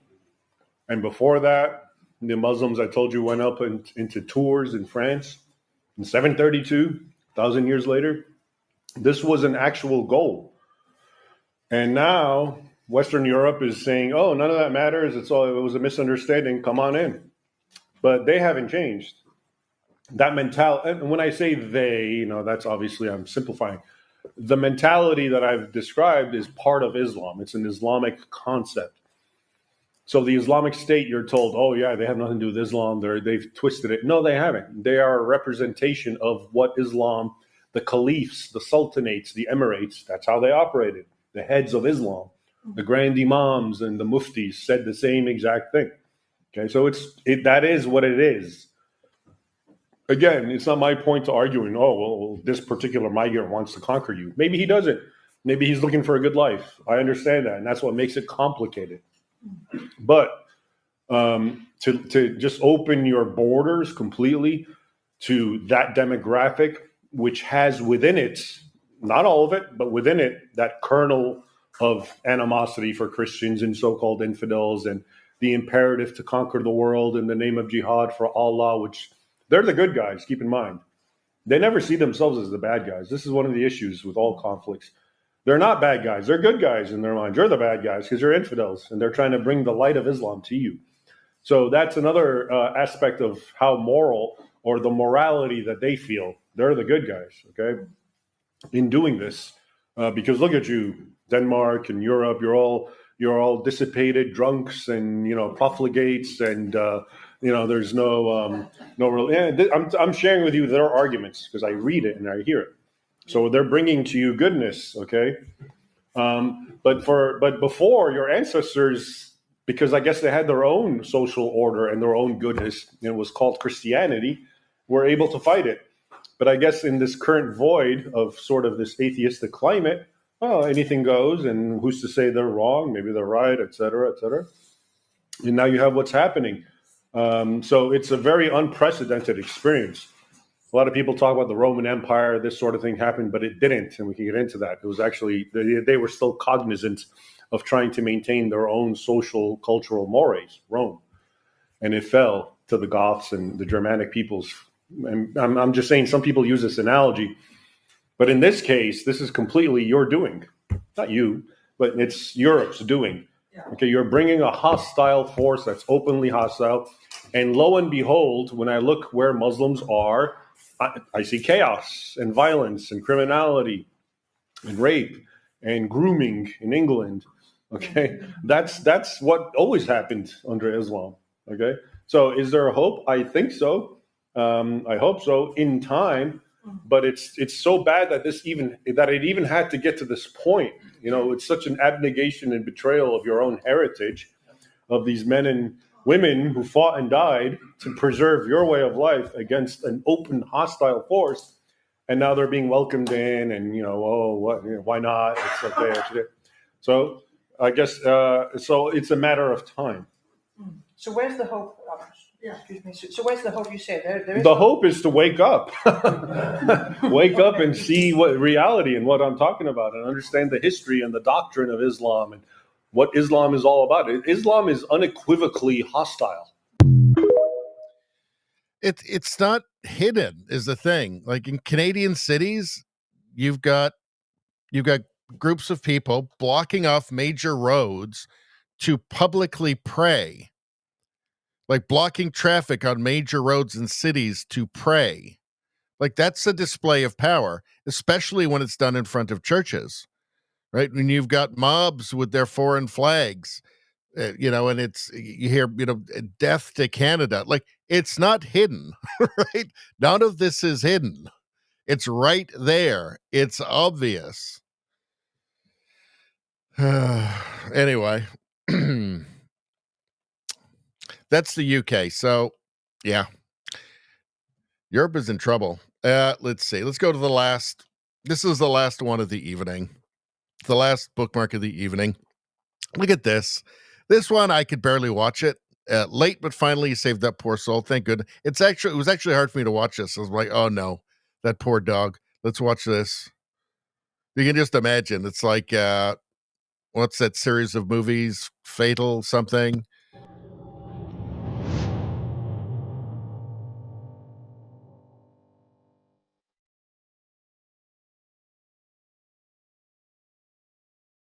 The dog's right there. Look up.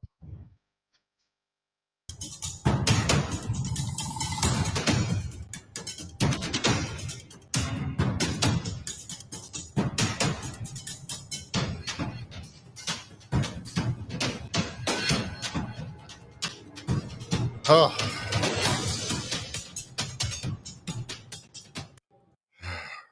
I'd be worried. I'd be sweating for a second there. Little dog. He's very calm, that dog. Let's see. You can achieve anything when you don't give up. All right, let's take a peek at this. So this is the palate cleanser part of the evening. I think we do have some more news in this, though. Whoa. That's impressive. The pound. Oh, we're not playing the music. Absolutely not. Let's see.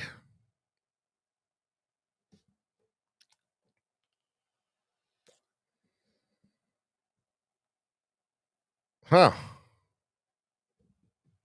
I don't do any of this stuff. I don't do that at all. I never do that. This is the best one here, though. Look at that. There you go. Boobs. Done. Perfect. We don't need, that's the perfect ending for it. It goes on, but we don't need anything after that. That's the best thing right there. What do we got now? Let's see. I really like this French girl on TikTok. The only thing she does is post these videos of her trying to pronounce English words. Actually, this is kind of entertaining. So I guess it's like a game, like a language game. So you have to say the word, but you can't progress unless you say it correctly. Let's take a look. It's actually kind of fun. Burger. Burger. Burger. Burger. Burger. Burger. Burger. Mais je le dis bien. Burger. Burger. Burger. Burger. Burger. Burger. Burger. Burger. Burger. Burger. Burger. Nickel, nickel. Hot dog. Je triche à peine en plus, donc c'est vraiment génial. Nutella. Les gars, c'est le dernier. Oh les gars. Ok, on se concentre. Oreo. Oreo. Oreo. Oreo. Oreo. I win. I just thought it was kind of funny. She's all right.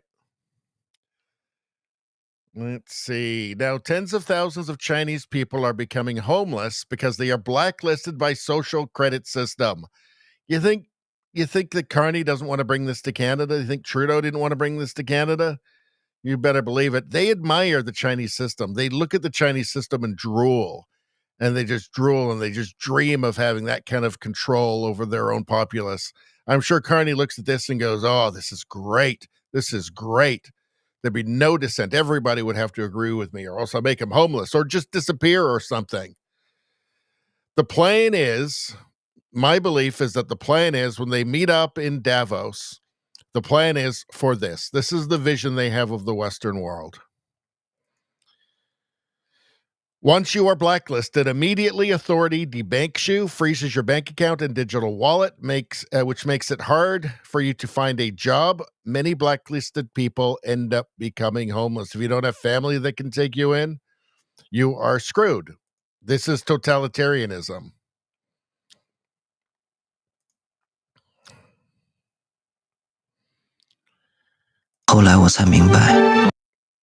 Yeah.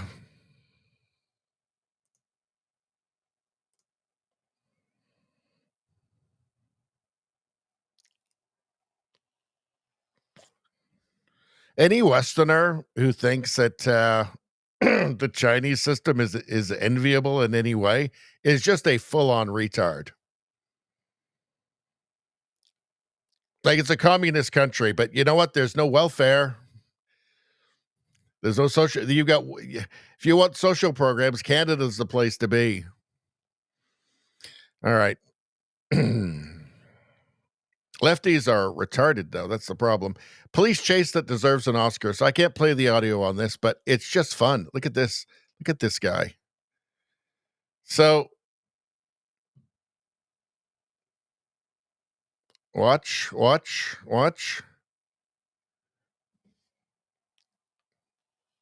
Oh, he's going to get him. Uh-oh, that's it. He's done. It's all over.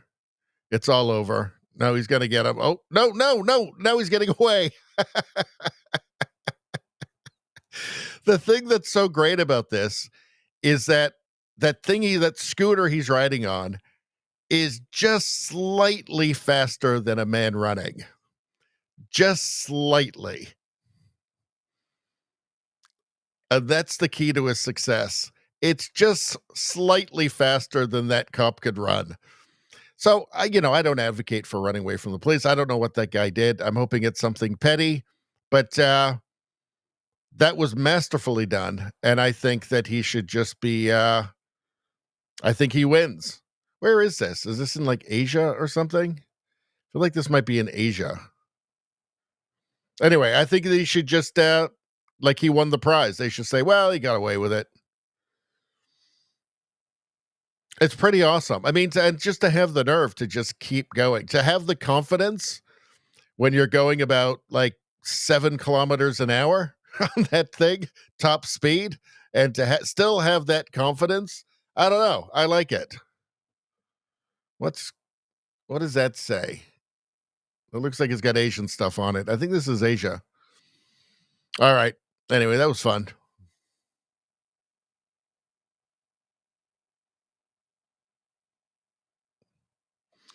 Streamer says he was in taser distance. Rubber bullet would be fun as well. Oh, here we go. So why didn't they cast Arnold Schwarzenegger in the Wizard of Oz? It's way better. Let's take a look. Isn't it a place you can get to by a boat or a train?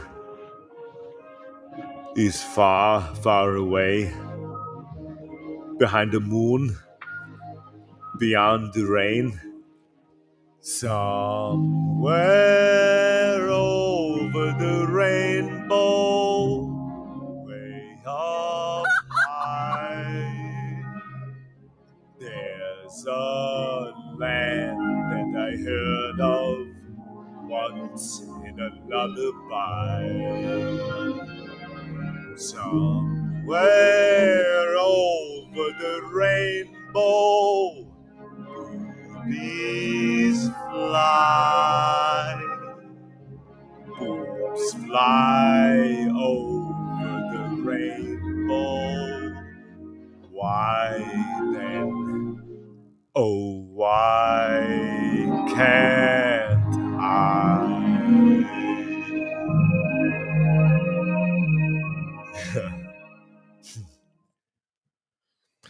If AI is for anything, it has to be for this, because that is, nothing has made me happier than this. I can't remember since when. It's absolutely beautiful. Rosie says, do you think it's AI? I'm assuming so. I don't know. Maybe not. But anyway, I love it. So there's a whole bunch of movies that Arnold Schwarzenegger can be in that he wasn't in originally. So I don't know which ones. Like which movies would you like to see Arnold Schwarzenegger as the star of in a female role? And if they could just redo the whole movie, but it's Arnold Schwarzenegger's face and voice. Sophie's Choice, perhaps? That's a bit dark, though. It's a bit dark. Let's see. Streamer says that's like 1970s Arnold before his English was better. If not, it's the worst translation ever. Izzy says, oh no, please say he isn't going to be back. So right now, I've offered Sophie's Choice. How about Pride and Prejudice? Raider Streamer says, Terminator, sister of the traveling pants. That can't be worse than the last couple of Terminators, so I'm going with it. Rosie says, not how to lose a guy in 10 days. No, I think we should go with that. Candle Monkey Monster. That's a good one. That's a good one. Candle Monkey, Forgetting Sarah Marshall. Boom.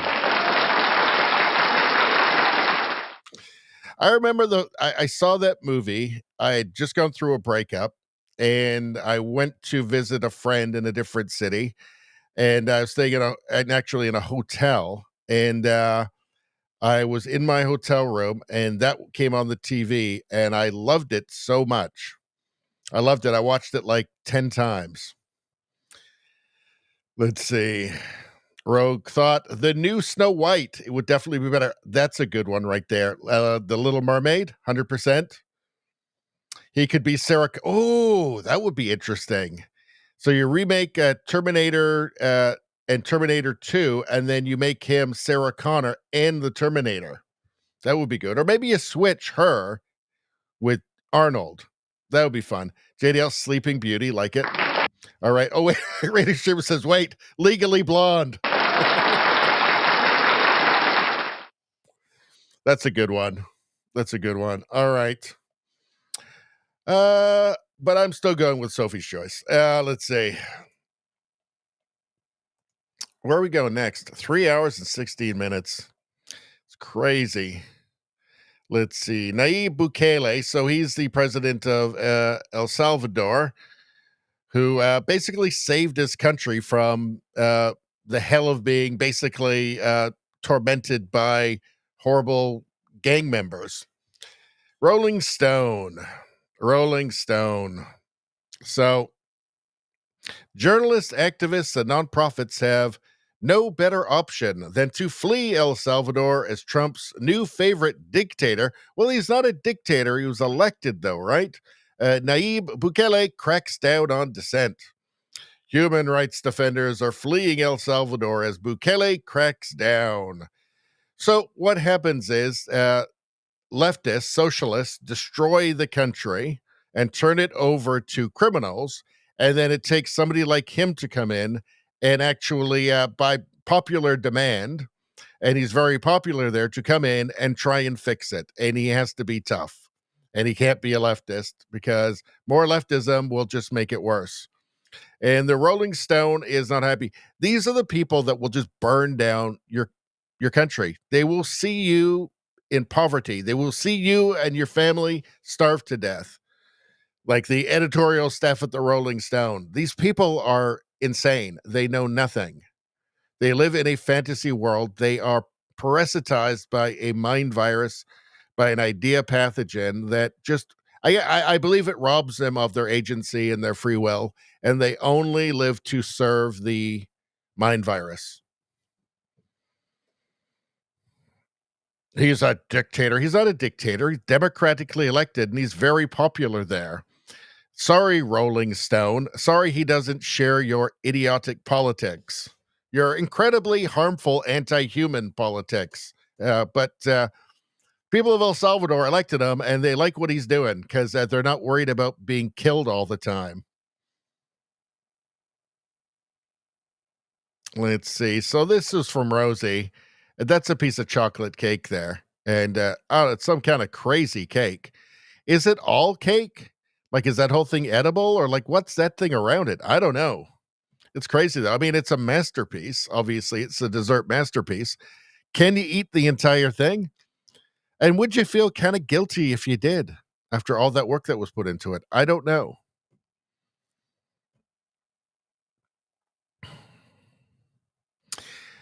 Quality control in America continues to decline. A woman at a supermarket in Boston, Massachusetts discovers this in a jar of pickles on the shelf.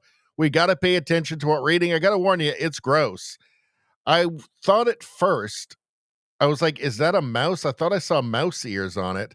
But then you see that, and I don't know what the hell that thing is. That's disgusting, though. You gotta pay attention to what we eating, people. This is crazy. That is grotesque. Oh, well, look what we... What is that thing? I think I see like insect legs. What the hell is it? I mean, that's a horrifying bug. Let's see. Rosie says all edible. Okay, we're not talking about this. We're on the screen right now. Rosie says sugar art. We're talking about. Rosie is talking about this.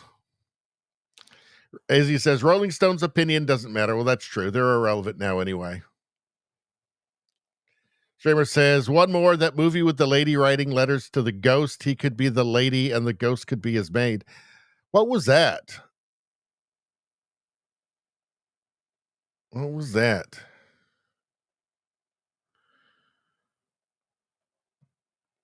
Anyway, it's pickled, Izzy says. Streamer says, I mean, that's probably edible. We really don't want to know how many bugs we eat, but that is a horrifying bug. That's not like a little thing, like a little grub that's inside the apple that you ate or the cherry or something. That's some sort of horrifying thing. I don't know what that is. I thought at first, because when you look at it, when it starts, here, let me rewind it here. Oh, well. Damn it. So you have to go back. Hold on. It looked like mouse ears. Hold on. Where is it? There. There. It looks like mouse ears. I thought it was a mouse, and like that was the tail, but it's not. It's some sort of horrifying insect. Rogue Thought says, looks a little like a wood wasp. I wonder. It might be that. Anyway, it's gross. So check your pickle jars. You know what? I don't want to get into that one. I'm getting too tired. Let's see. Don't think I want to cover that one. We'll cover that next time. I won't erase it from the bookmarks after this one. Mobile chicken farming. What? I'm always got my eye out for anything that looks like good apocalypse stuff. So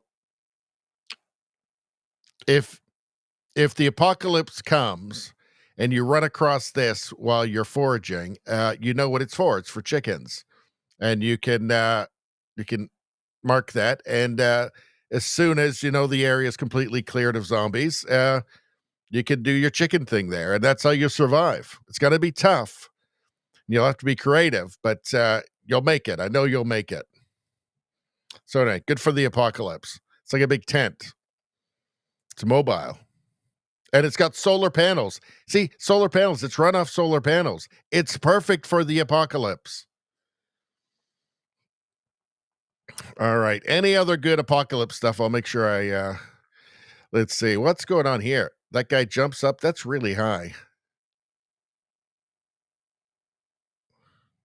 I can't do that. No way I can do that. Let's see. Double standards in the New York Times. What? There's no way. New York Times when peddling abortions. Fetus. New York Times when peddling immigration. Unborn child. So what's this? Is a fetus a person? An anti-abortion strategy says yes. Undocumented women ask, will my unborn child be a citizen? You see this, we already covered this, the framing with far right and far left. And we cover this all the time. Once you're aware of the framing techniques they use, you can't unsee it anymore. Let's see. Rosie says, I taught that guy to jump and kick like that. I don't believe you. Free Nix, how you doing? Good to see you. I think it's been a while since we've seen you in here. He says, I love apocalypse. I love apocalypse movies. I can never get enough. I love apocalypse novels as well. Series, like 5 books of just like zombie apocalypse. Love it. Love it. Let's see. What's going on here? Ted Nugent posted this. So one of you guys sent it to me. I can't remember who. Let's take a look. New research has uncovered the heaviest element yet known to science. The new element is governmentium. It has 1 neutron, 25 assistant neutrons, 88 deputy neutrons, and 198 assistant deputy neutrons, giving it an atomic mass of 3 on 12. These 3 on 12 particles are held together by forces called morons, which are surrounded by vast quantities of lepton-like particles called pions. Since governmentium has no electrons or protons, it is inert. However, it can be detected because it impedes every reaction with which it comes into contact. A tiny amount of governmentium can cause a reaction normally taking less than a second to take from 4 days to 4 years to complete. Governmentium has a normal half-life of 2-6 years. It does not decay, but instead undergoes a reorganization in which a portion of the assistant neutrons and deputy neutrons exchange places. In fact, governmentium's mass will actually increase over time, since each reorganization will cause more morons to become neutrons, forming isotopes. This characteristic of moron promotion leads some scientists to believe that governmentium is formed whenever morons reach a critical concentration. This hypothetical quantity is referred to as critical morass. When catalyzed with money, governmentium becomes administratium, an element that radiates just as much energy as governmentium, since it has half as many peons, but twice as many morons. All of the money is consumed in the exchange, and no other byproducts are produced. There you go, people. All explained for you. You learn something. New research has You learn something every time you come on this stream. I take pride in that. Now, in case you've seen this, there's a correction required. On 2nd of August, the world will go dark for 6 minutes, a sight you won't see again for 100 years. Breathtaking solar eclipse will happen. It's not 2nd of August this year. It's 2027. 2027. Let's see. Streamer says gold. Rosie says Spambot sent that element clip. The comments are funny too. Rogue thought isotopes. As he says, I feel we're living in a zombie apocalypse. Well, there's a little, every city now has at least a few square blocks of zombie apocalypse, if you know what I'm talking about. Let's see. So I want to play here a game. Is this real or is this fake? With AI, it's hard to know what's real and what's fake anymore. So we're going to play a game here. Is this real? Is this fake? And we're going to use this. It's a total fabrication. Or this. You're right. It's fact. So you guys tell me what you think. Let's take a look. Oh, I can't play music. All right, let's go. So you can see there. Okay, not the friendship that I was expecting. Man, it does look real, doesn't it? So could this be AI? But it does look incredibly real, does it not?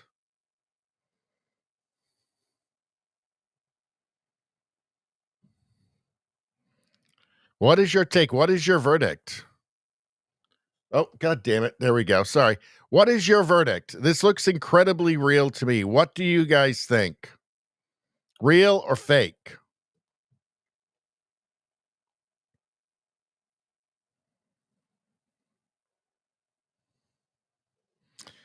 There we go. I've got the screen back up again. I forgot there. Not the friendship that I was expecting. What do you guys think? Real? Rosie says real. One vote for real. It does look very, very real, doesn't it? That's what, what do you guys think? Because we've seen videos of, Candle Monkey says no way. We've seen videos, though, of a fox and like a badger being best friends. So we do know that animals do pair up in nature. Rosie says Arnold was AI. This is real. Friedrich says it feels real. Rogue Thought says I doubt it. Ventilator. How you doing, Ventilator? Says real. Trudeau Survivor says fake. So let's add up the votes here. So fake, there's 1, 2. Oh. Let's see. So there's 1, 2, 3 fakes. And there is Rosie's real. Friedrich says it's real. Ventilator real, that's 3. And Izzy says, so it's 4-3. 4-3 fake over real. And the answer is... It's a total fabrication. That's right. This is AI. Alligators don't make friends with cats. They eat them. The AI is getting really realistic, isn't it? Really, really realistic. It's pretty amazing. I think you can kind of tell when it jumps out and then it kind of turns around there. I think you can kind of notice there that it's kind of fake. So Friedrich said it's fake because of the way the cat turned. Exactly. Great minds think alike. You beat me to it. Friedrich's when he landed. Absolutely.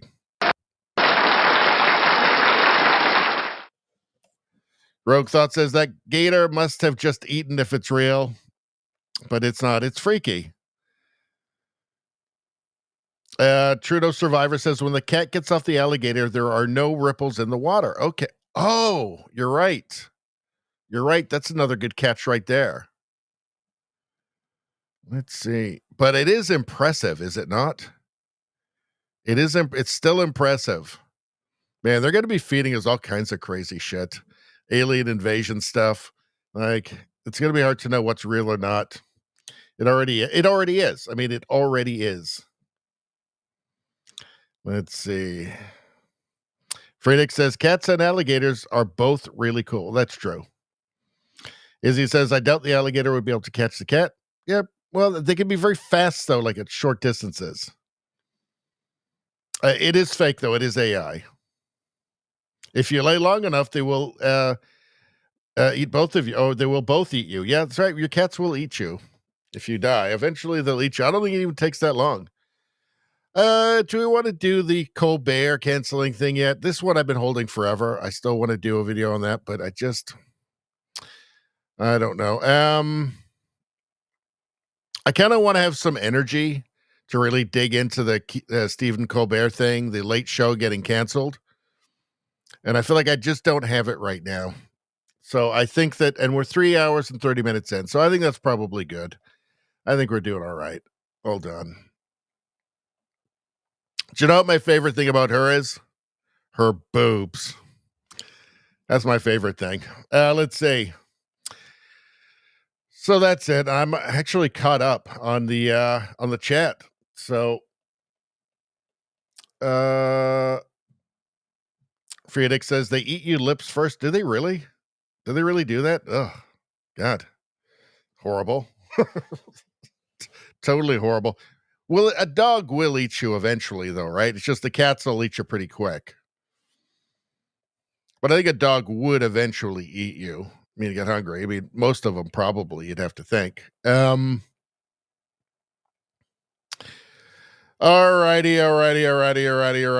So what the hell are we doing now? So I guess we're going to be back on Sunday, 6:00 Pacific time, 9:00 Eastern time. And we will be doing a Rumble Premium only stream on Monday. I don't know what we're doing yet. Tuesday, I don't know. I got to pick somebody up at the airport on Tuesday, and I just don't know. I might be able to do the stream on Tuesday. I don't know. I'll have a better idea Sunday, Monday, so I'll let you know then. And but otherwise, we'll be back on Sunday, 6:00. Hopefully, lots of good stuff. There's tons of boxing on tomorrow, like great fights, like too many almost. So I'm going to be busy. I'm not going to be putting out anything, I don't think, tomorrow, like any clip videos. I've been trying to put out clip videos on Saturdays. Tomorrow, I think I'm just going to be enjoying boxing just like all day from like morning until late. But I'll try and put out a couple of clips if I have time. Maybe if there's there's usually some crappy fights on the undercard. I'll try and do some work then. I did put out it's 42 minutes long. I put out the edited version, the cut down clip version of the George Soros video, which I'm quite happy with. I think it turned out really well, actually. And somebody in the comments on YouTube said, great video. So, hey, I guess it must be pretty good. That took me like 4 hours to clip down. I think it was originally, an hour and 15 or something. But I cut it down into something more digestible. But still 42 minutes. I mean, that's like an hour-long TV show if we consider commercials, right? So you can check that out. That is not Rumble Premium. You can watch that. The original live stream is. But you can check that out if you want. I think it turned out pretty good. And we saw a couple faces in here tonight that we haven't seen in a while. Friedix, great to see you. Ventilator, awesome to see you back again. Sorry it was so late that we didn't have much more time to go, but what are you guys saying before I leave? Let's see.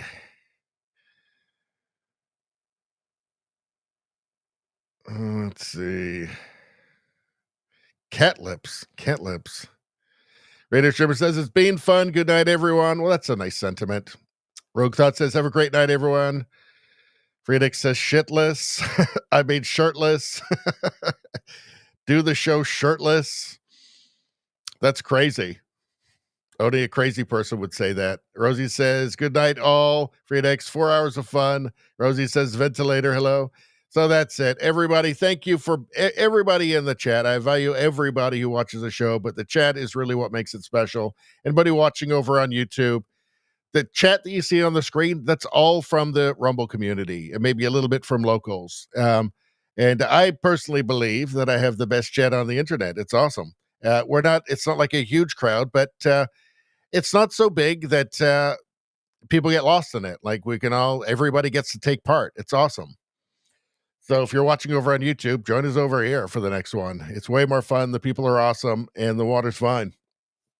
But if it weren't for you guys, because you guys are basically half the show, it would be boring for me and depressing. So it's not. So please keep coming back and I will keep doing the shows. Everybody have a great weekend. Have a great night. Have a great sleep. Good karma to everybody. And we'll see you on Sunday. See you later.